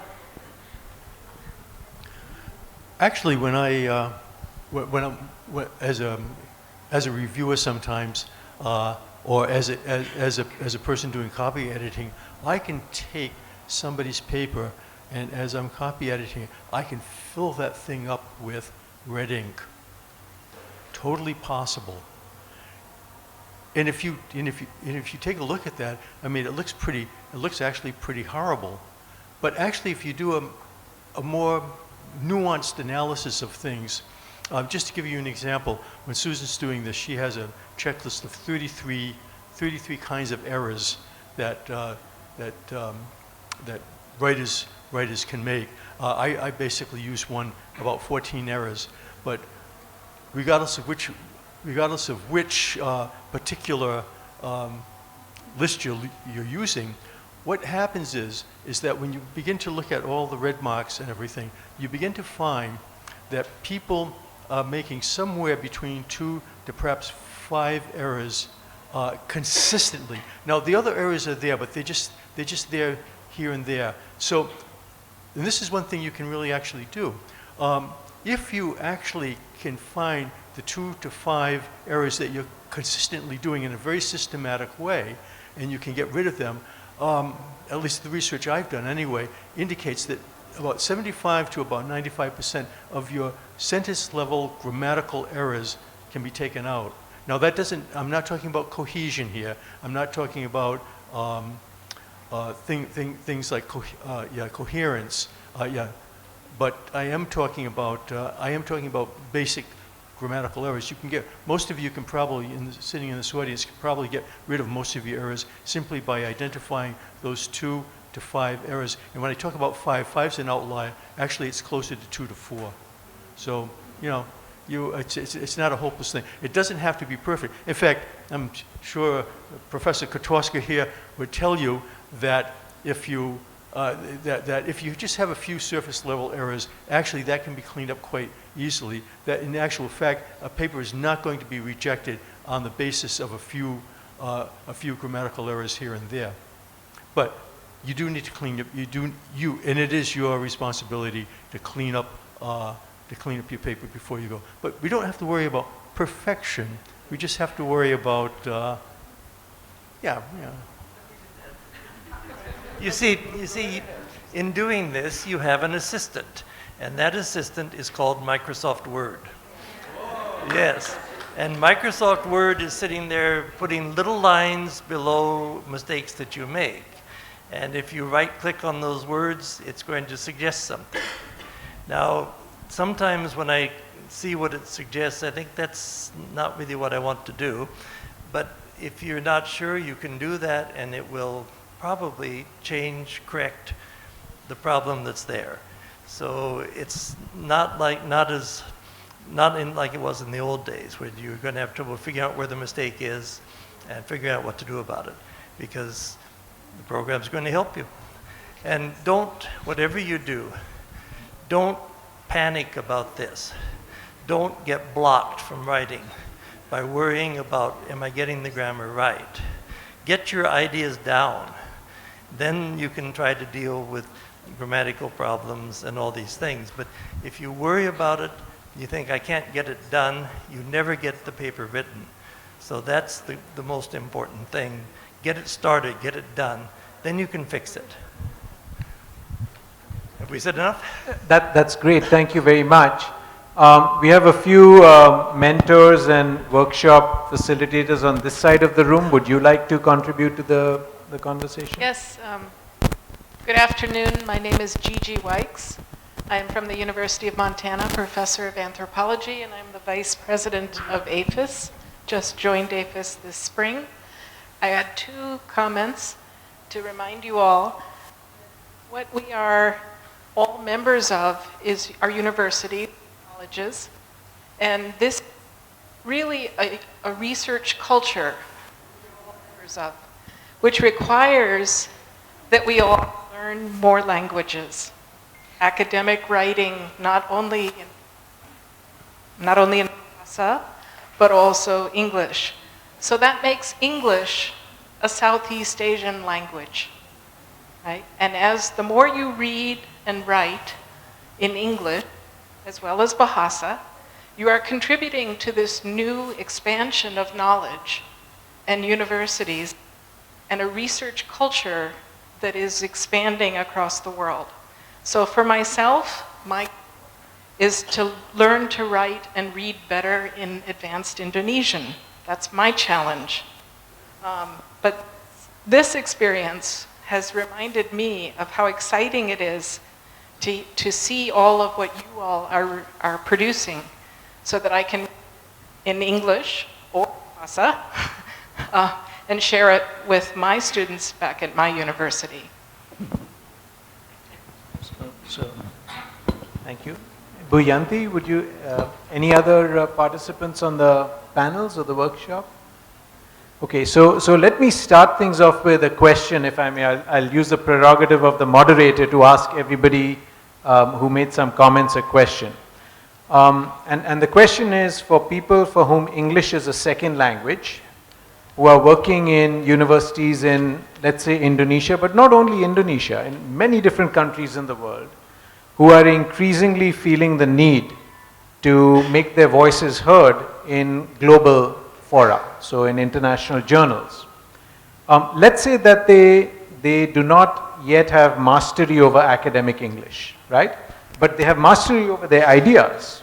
And I think we've seen this in the workshop. People have excellent ideas. They don't have mastery over academic English. What can they do, at least on short order, maybe in the span of 2 or 3 months, to make sure that the ideas that they are stating in their version of English can end up being restated in academic English to increase the likelihood of publication? And maybe what can universities do to support them in these efforts? Let me answer this interesting question. When I read articles in English, but my topic, same topic, some articles for me is very easy to read. Others, it's headache, painful to read. It's difficult to read. But the question is why? I think if it is difficult to read, it's not the reader's fault. It's the writer's fault. It make it flow. That's the answer in the flowing. How to make it flow? That's the keyword for make your article clear and easily understood by your readers. And this is a struggle for non-natives. We have a problem. How to make it flow? To build the bridge, the transition signals from one, for example, from the, if you have literature, you want to talk about the research gap, there's a shift, right?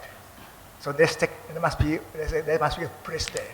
So if you read a lot of articles, not only for the sake of, don't look at the content, but look at the transition signals only. You learn just how the writer introduced research gap from number of articles. Then you see there are different ways of introducing research gaps. That I think I should, as non-native, I need to learn the varieties. I cannot do only one way to say it, but you know, unfortunately, no dictionary about transition signals in the world, right? So that's the only dictionary of transition signals from how to introduce research gap, how to start order. This is a question, etc. So the signals are very important for writers to make it flowing. And I think that's the one that we cannot create one. We can do something frozen, I think. But writers have many ideas, many different ways, many varieties of expressing signals. And if you can learn signals from your reading of the articles, that can be your stock of your dictionary when you write articles. So this is one thing that I learned from as a non-native. I want to improve my flowingness by learning the signals from reading. But to do that, don't look at the content. You have to concentrate on the signals. If you look at the content, you don't see the signals, right? So one at a time. On the signals, learning the language, just look at the signals and mark it yellow, whatever you can to see, to make you remember. Yeah. Writing a journal article is a problem for non-native speakers, right? For like us, even it's a big problem for me. But you have to make it flow. And you can learn the styles. Yeah? Authors have different styles. They have different styles in writing, in expressing their thoughts. And I think by reading a lot of articles, you will learn how to express your thoughts, how people, different authors, express their ideas, their opinions. Now, you mentioned something about Microsoft software, right? But it's a machine, right? And I don't think a machine can do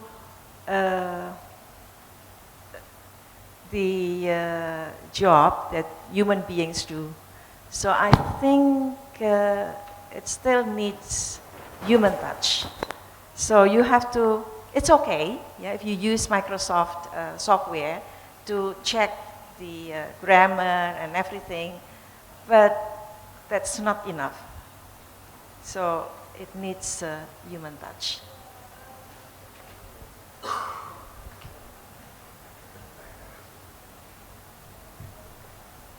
Yeah, it was said that Flaubert, who was a very famous French author, he would write during the day, and in the evening he would go into his garden and shout his words to the surrounding wood and listen to the echo. Yeah? So how does your reread what you've written and actually imagine yourself as the audience hearing what you've written? How does it seem? Don't just put it off, yeah, and just flow it out, but actually read it back to yourself and do that with each draft. I mean, what you're creating with an article is like a piece of beaten copper. You're going over it again and again and again. I mean, I deleted all the previous drafts last night of this article, which has just been received. And there were about 20 drafts, yeah? And each of those drafts had quite a lot of work put into it, quite drastic work, yeah? So don't be content, always be discontent, yeah? And I remember being inducted as a fellow of my college, Magdalen, as a research fellow, and I sat next to A.J.P. Taylor, who's a very famous historian, and he asked me who my supervisor was, who my professor was. And I said a name, it was Richard Cobb, and he said, oh, that's very dangerous. This man has no doubt. If you are a good historian, you doubt everything. You question everything. You don't accept anything on spec. You actually question. And maybe this is a culture that needs to be developed. It was certainly a culture in the old order. You had a very lively intellectual culture. If you went to a Dutch school, you would read over 100 books in the HBS every year. People, you know, for 60 years, Indonesia were arguing about what is this country we're creating? What is this republic we're creating? There was the left and the right. There were the Islam and communism. Yeah? And then that all came to a juddering halt for 32 years of deep freeze under the new order. You were not allowed to question things. And in this small world of academia, you have to always have a very large measure of doubt. Yeah? It's like the Buddha said, disbelieve what I say 50%. You've got to make that your own. It's got to be in your own bones. Daging tulang. You've got to actually make the knowledge which you are professing totally berdarah daging. Terima kasih. I'd like to echo what Professor Carey said. I think you have to be your own worst critic. Yeah. You know, and you have to hold yourself to a standard that is much higher than you think any other reviewer. Anybody who's reviewing your paper, by the time your paper goes to the reviewer, if you have been hard enough and questioning enough about your own work and written a new draft, you know, when I'm writing a paper, I edit it and then I put a date on it. And then the next day I edit it and there's a new date on it. And by the time the paper is published, there are 15 documents with the same title but with 15 different dates on them. So if you are tough on yourself, and really tough on yourself, then by the time you submit your paper to the journal, the editor is going to look at it and say, wow, this is really good, it's focused, the English is good, everything is good, I'm going to send it out to review rather than reject it immediately. The reviewer is going to read it and say, you have really made it easy for me to understand what you're saying. Thank you. They're going to write the referee report with a smile, and you're going to get a good referee report. And when it goes back to the editor, your paper is going to be accepted. So I can't echo. They're the editors, so there's a certain amount of residue of editing which they need to do. Yes, yes. So this is not to say that your paper is, ready for publication. It's just that you've made the work of the editor and the work of the reviewer much easier in your case than it is for the other 15 or 20 papers that are sitting on their desk, right? And ultimately they're comparing papers and they're picking the best ones for publication. So thank you for those comments. Let me say one more thing. My understanding is that the University of Indonesia actually has a staff member in the library who is an academic English expert. And so this person is available to the researchers at UE to take drafts of papers that are written and to help to convert them into academic English, including with an emphasis on flow. So, one thing to think about is if your universities, your institutions do not have that capability, is to think about ways in which you can convince the administration in your universities or your institutions to try to create that capability to support researchers. Okay, let's throw the floor open now. If anybody has questions, please raise your hand and we'll have somebody approach you with a mic.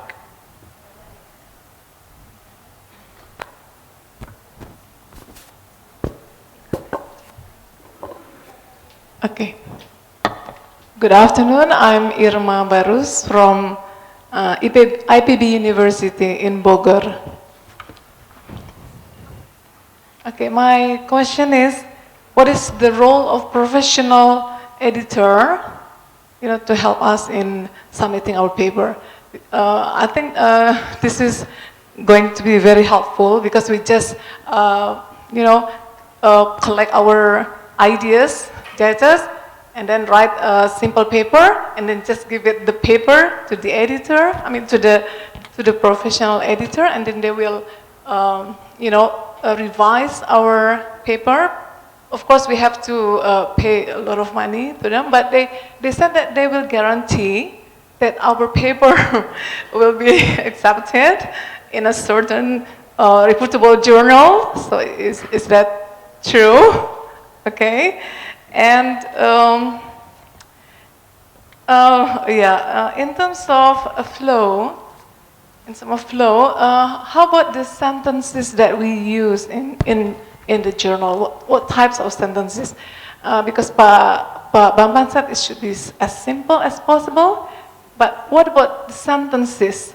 So it will sound academic, like for example, maybe we have to use complex sentences, and how about the connecting words? How much can we use the connecting words? Because some people say don't overuse the connecting words.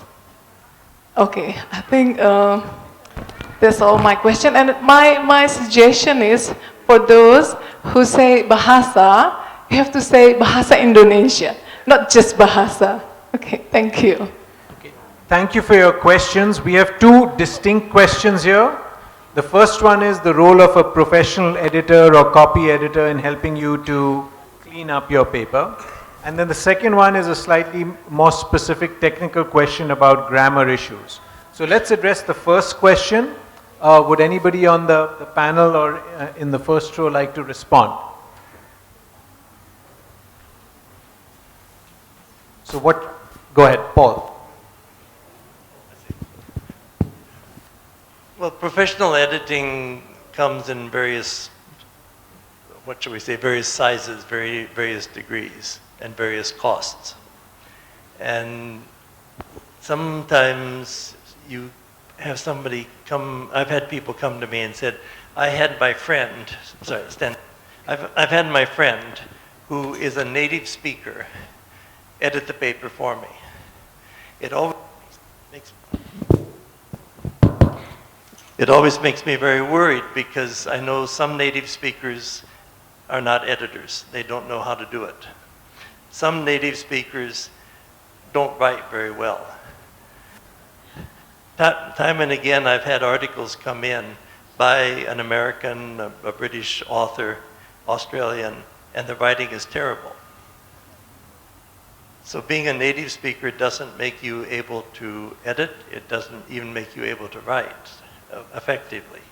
So that's probably not an automatic solution, is to go to a friend who happens to be a native speaker. There are professional editors. They're kind of mixed quality too, but I think you're better off going to somebody who is a professional editor if you really need that kind of help. Just in general, though, you're asking this question about how many conjunctions and so on to use. I'm sure Paul's going to have, or Susan will have things to say about that. But I think partly this is what your level of English is.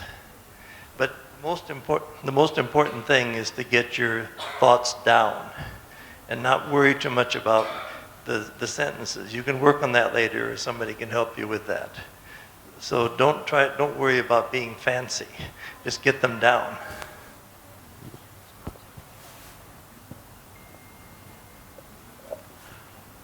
Well, let's talk about that second point about sentences and flow. Generally speaking, think about this. I mean, keeping things simple is complex, actually. So I'll just explain just a little bit about that. Whether you use a so-called simple sentence, or whether you're using a compound sentence or a complex sentence, it really actually doesn't make a whole lot of difference. The idea is that you want people to be able to move from idea to idea to idea in the sentence easily. And so let me just start with complex sentences first, okay? I would just suggest just as a matter of course that, I think there, it's back again, that you have two simple sentences and they're joined by a word. Try thinking about, just in a compound sentence, just having two sentences joined together. Now, if we take a complex sentence, the way that works is you have basically a sentence within a sentence within a sentence, okay? And they're called clauses that have no more than 3 levels. In other words, the main level and then 2 subordinate. See, I'm losing this again, sorry. 2 subordinate levels in there. The other thing to think about is that we talk about right branching and left branching subordination. Always keep it moving to the right. If you start, in other words, if the subordinate clause begins things or is in the left, it makes things harder for people to process information. So you want to do. I'm not saying don't do that, but you want to do that very sparingly. Did I? No more explanation. No, that's it. No. I need examples for that, but that's generally what you need to do. Okay. Susan? Yes. It so happens that in the lecture that I gave, that was one thing that we really sort of like broke down and itemized. I don't know, okay. It's not a matter of how many connectors or transition words or signals I should use. It's not that. In fact, you're using a lot already, but you don't know it. Okay? Briefly, okay, I'm going to repeat what I said in the lecture. There are 5 ways that you can ensure, there are several ways that you can ensure the coherence of your ideas. One of which is very important, and you are using it already. In English, we have what we call the indefinite article, a and n. Then we have the, which is a definite article. Just knowing how to use these articles can help improve your paper a lot. My typical example, as the participants will remember, is, for example, if you had a sentence like, the dog chased a cat. The next time you say the cat, you know which cat I'm talking about. The cat ran into a hole. The hole was deep. So just using an to the already shows that link. Okay, but I don't think everybody is aware of the power of articles, which is why in my talk I really emphasized it. The other thing is, there is a list. Maybe you can Google it or what, but there are many lists of what we call transition words and what kind of relationship they signal. For example, you can say, instead of saying furthermore, you can say moreover, you can say, you can also say additionally. You can just add those. Or for example, adversatives, however, although, to show the connection of one idea to another. The other thing is the way you organize your ideas can also show the flow. One of the more common organizational patterns is you go from general to specific. So you start with general ideas and then you go down to the specific idea. So you're actually doing it, but you just need to be more aware of how you can do it efficiently and consistently. Oh, I'm sorry. One thing about the help for graduate students. In the university where we taught before, we had what we called a writing center, where the writing center was manned by staff from our department, and we had people there, and we had students who would come in to ask about certain, in different stages of writing. But they would have somebody there that would always be available for consultation. It was called a writing center. And I think that's a very possible suggestion. You have somebody there manning that center, and anybody can come in at certain times of the day to ask for help in whatever they're writing. Thank you. Thank you very much, Susan. I'd like to make a request from some of the people in the audience here. I have difficulty in hearing, so the sound from here is coming to my ears, and so I cannot understand what's being said on that side. So could you please keep the volume down? Thank you. I'd just like to make one other response to your question.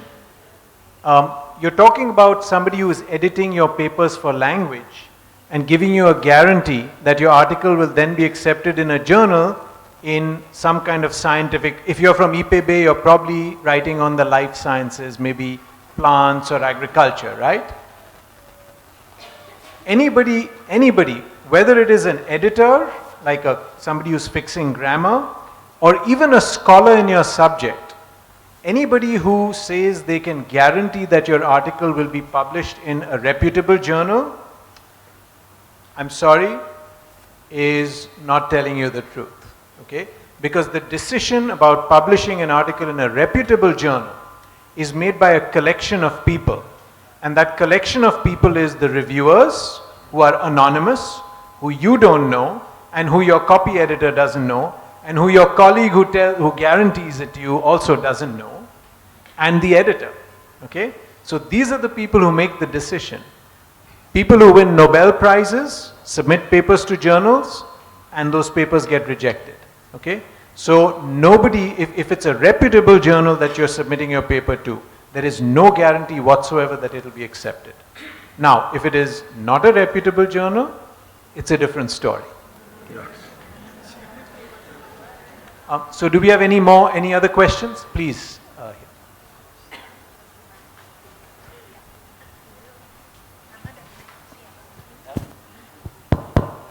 Thank you. My name is Yasir. I'm a teacher from Atma Jaya. If it is okay, can I follow up the points shared by Professor Predatory on scholarly publishing? I think it is very eye-opening. But so now I understand it's like a jungle there. But Professor Kretoska and probably the mentors and the panelists, probably you can also share your point of views on a few things that I mentioned. First, Professor Kretoska, regarding the scholarly publishing, it doesn't occur to me that you mention anything about Scopus. You know, Indonesian people are obsessed with Scopus. Can you probably break down the myths surrounding this Scopus thing, okay? So that we all can understand why Indonesian Ministry of Education considers it very important. And secondly, it has something to do with impact factor too. So prestigious journals are not enough. You must consider impact factors too. And now we have the so-called Q1 journals, Q2 journals, Q3 journals, and Q4 journals. And I'd like you to connect this with various kinds of journals that you mentioned in your talk. Open access, from learned societies, and also commercial. How are they connected with these 4 types of rank? And to make our life difficult, now it's not enough to get your paper published in a prestigious journal. You must also pay attention to the so-called citation index. So you must be sure that your papers get cited. Even if your papers are published in a prestigious journal, but it doesn't get cited, probably the Ministry of Education in Indonesia will not consider your paper to be very valuable. I'd like you to share your insights on this. Thank you very much.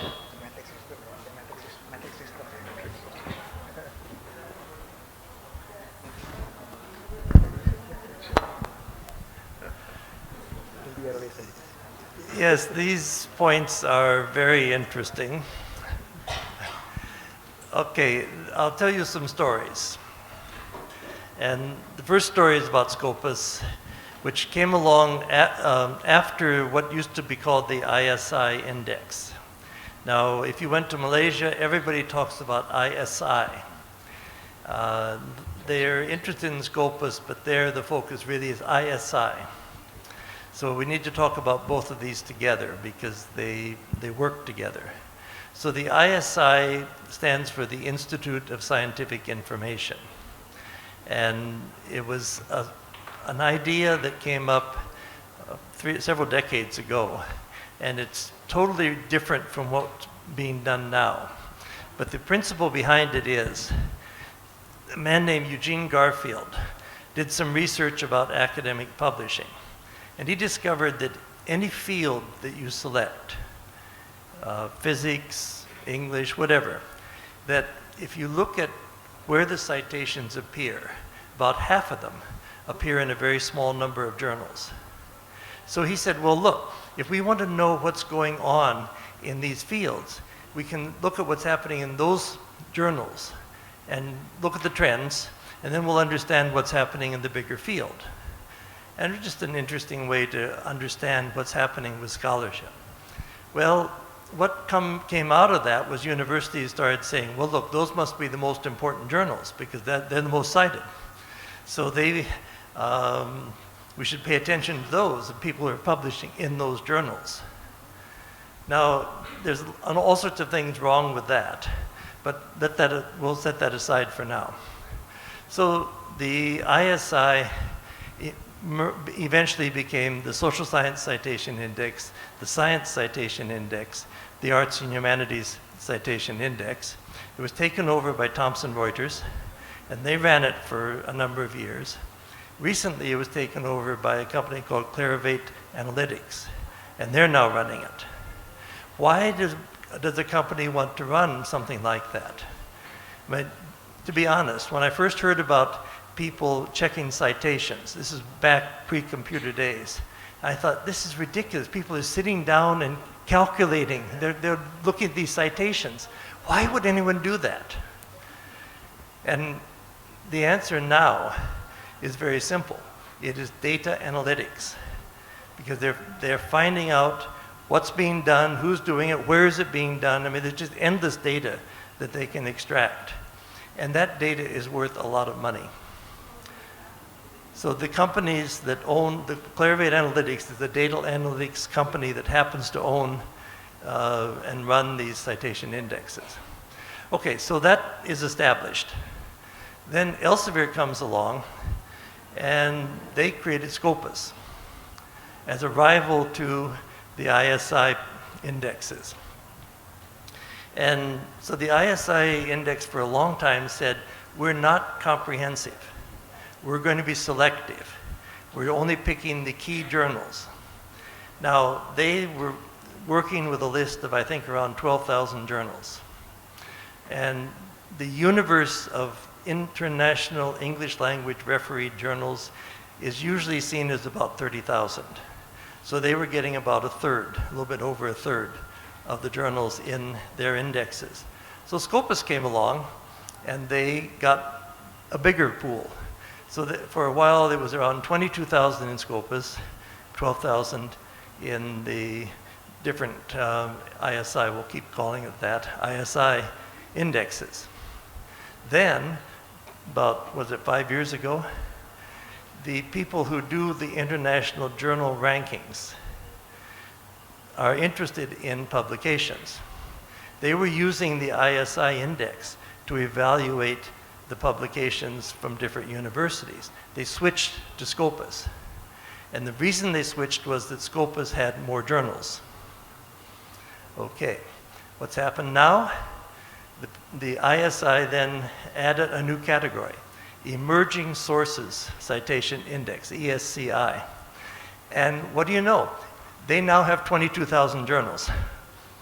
Only it's not stopping there, because I think Clarivate now is upping their numbers, so there's this competition. But for the time being, the rankings of the universities are based on the Scopus reports and not on the ISI indexes. So that's part of the answer to your question. But there's more. This question about, okay, first of all, you have the impact of a journal. And some journals have high impact, some have medium, some lower. But then somebody has done studies of the individual articles in high impact journals. And what do you discover? About half of the articles in a journal that has a high impact factor are never cited by anybody. So the high impact is, and a lot of the others are maybe cited once.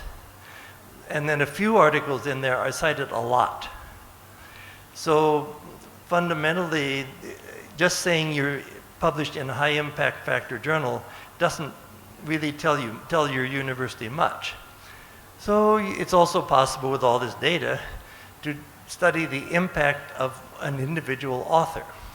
And this is the H factor. And you can look that up and find out what your H factor is. And that is looking at all the articles you have published in different places and how many times your articles have been cited by somebody else. So that is another level of complexity. And sorry, there's one or two more things though. The impact factors generally are based on the past 2 years. But somebody's done a study in saying, how long does it take a journal article to acquire citations? And they said, well, look, we can look at this in terms of half-life. So let's say if you look at an article 100 years from now, it will have so many citations. So the question is, how long does it take to acquire half of those citations in any given field? Now, you would expect the science fields to acquire citations very quickly. humanities and social sciences more slowly. But actually 2 years is not enough even for the sciences. So the universities are looking at these impact factors based on 2 years. But if you look at the same article, the same journals after 4 or 5 years, you get a much more accurate picture. But the universities don't want to wait 4 or 5 years. So they want to evaluate you as quickly as possible. So they're going to evaluate you on 2 years. I don't even have to say anything about that. I can see people shaking their heads, but that's what's going on. So that is most of the answer. Now, unfortunately, I don't know anything about Q1, Q2, 3, and 4, so I can't answer that question at all. So that's what I have to say about it. May I add just a couple of things? So this is to follow on what Dr. Krotowska said. In different disciplines, the journals with the highest impact factors have very different impact factors. So if you look at the humanities, an impact factor of 1 is considered to be quite high. But if you look at psychology or epidemiology, an impact factor of 1 is very low. It will place the journal probably in the lowest quartile. You need impact factors of 5 or 6 to get into the top quartile. There are also some very deep philosophical problems with the use of impact factors to measure the value of papers. I'll give you one example. You may have heard the term citation mafias, right? So in fact, there was a big scandal, I think, in Indonesia, right? There was an author who was the highest cited author, and there was some story about them being part of some kind of, scheme to get a lot of citations. Well, it's not exactly the same with reputable journals, but very often what happens is the process of research and publication is like a conversation, right? And if you are having a conversation with many people, right, you are likely to have more citations than if you are a single person who's saying something and maybe not having a conversation because nobody else is yet thinking about those ideas. Or if you're having a conversation with just one person, right? The big problem with these impact factors as reflecting the degree to which conversations are happening is very often new ideas, when they first come out, right? Nobody's having a conversation about them, right? It's the first paper on the subject. It's the first big change. It needs to be fixed because usually the first time an idea is put out there, it's not very well sort of, defined and fleshed out, right? So sometimes the seminal papers, the papers that can lead to the birth of a new field, are papers that in the early years may not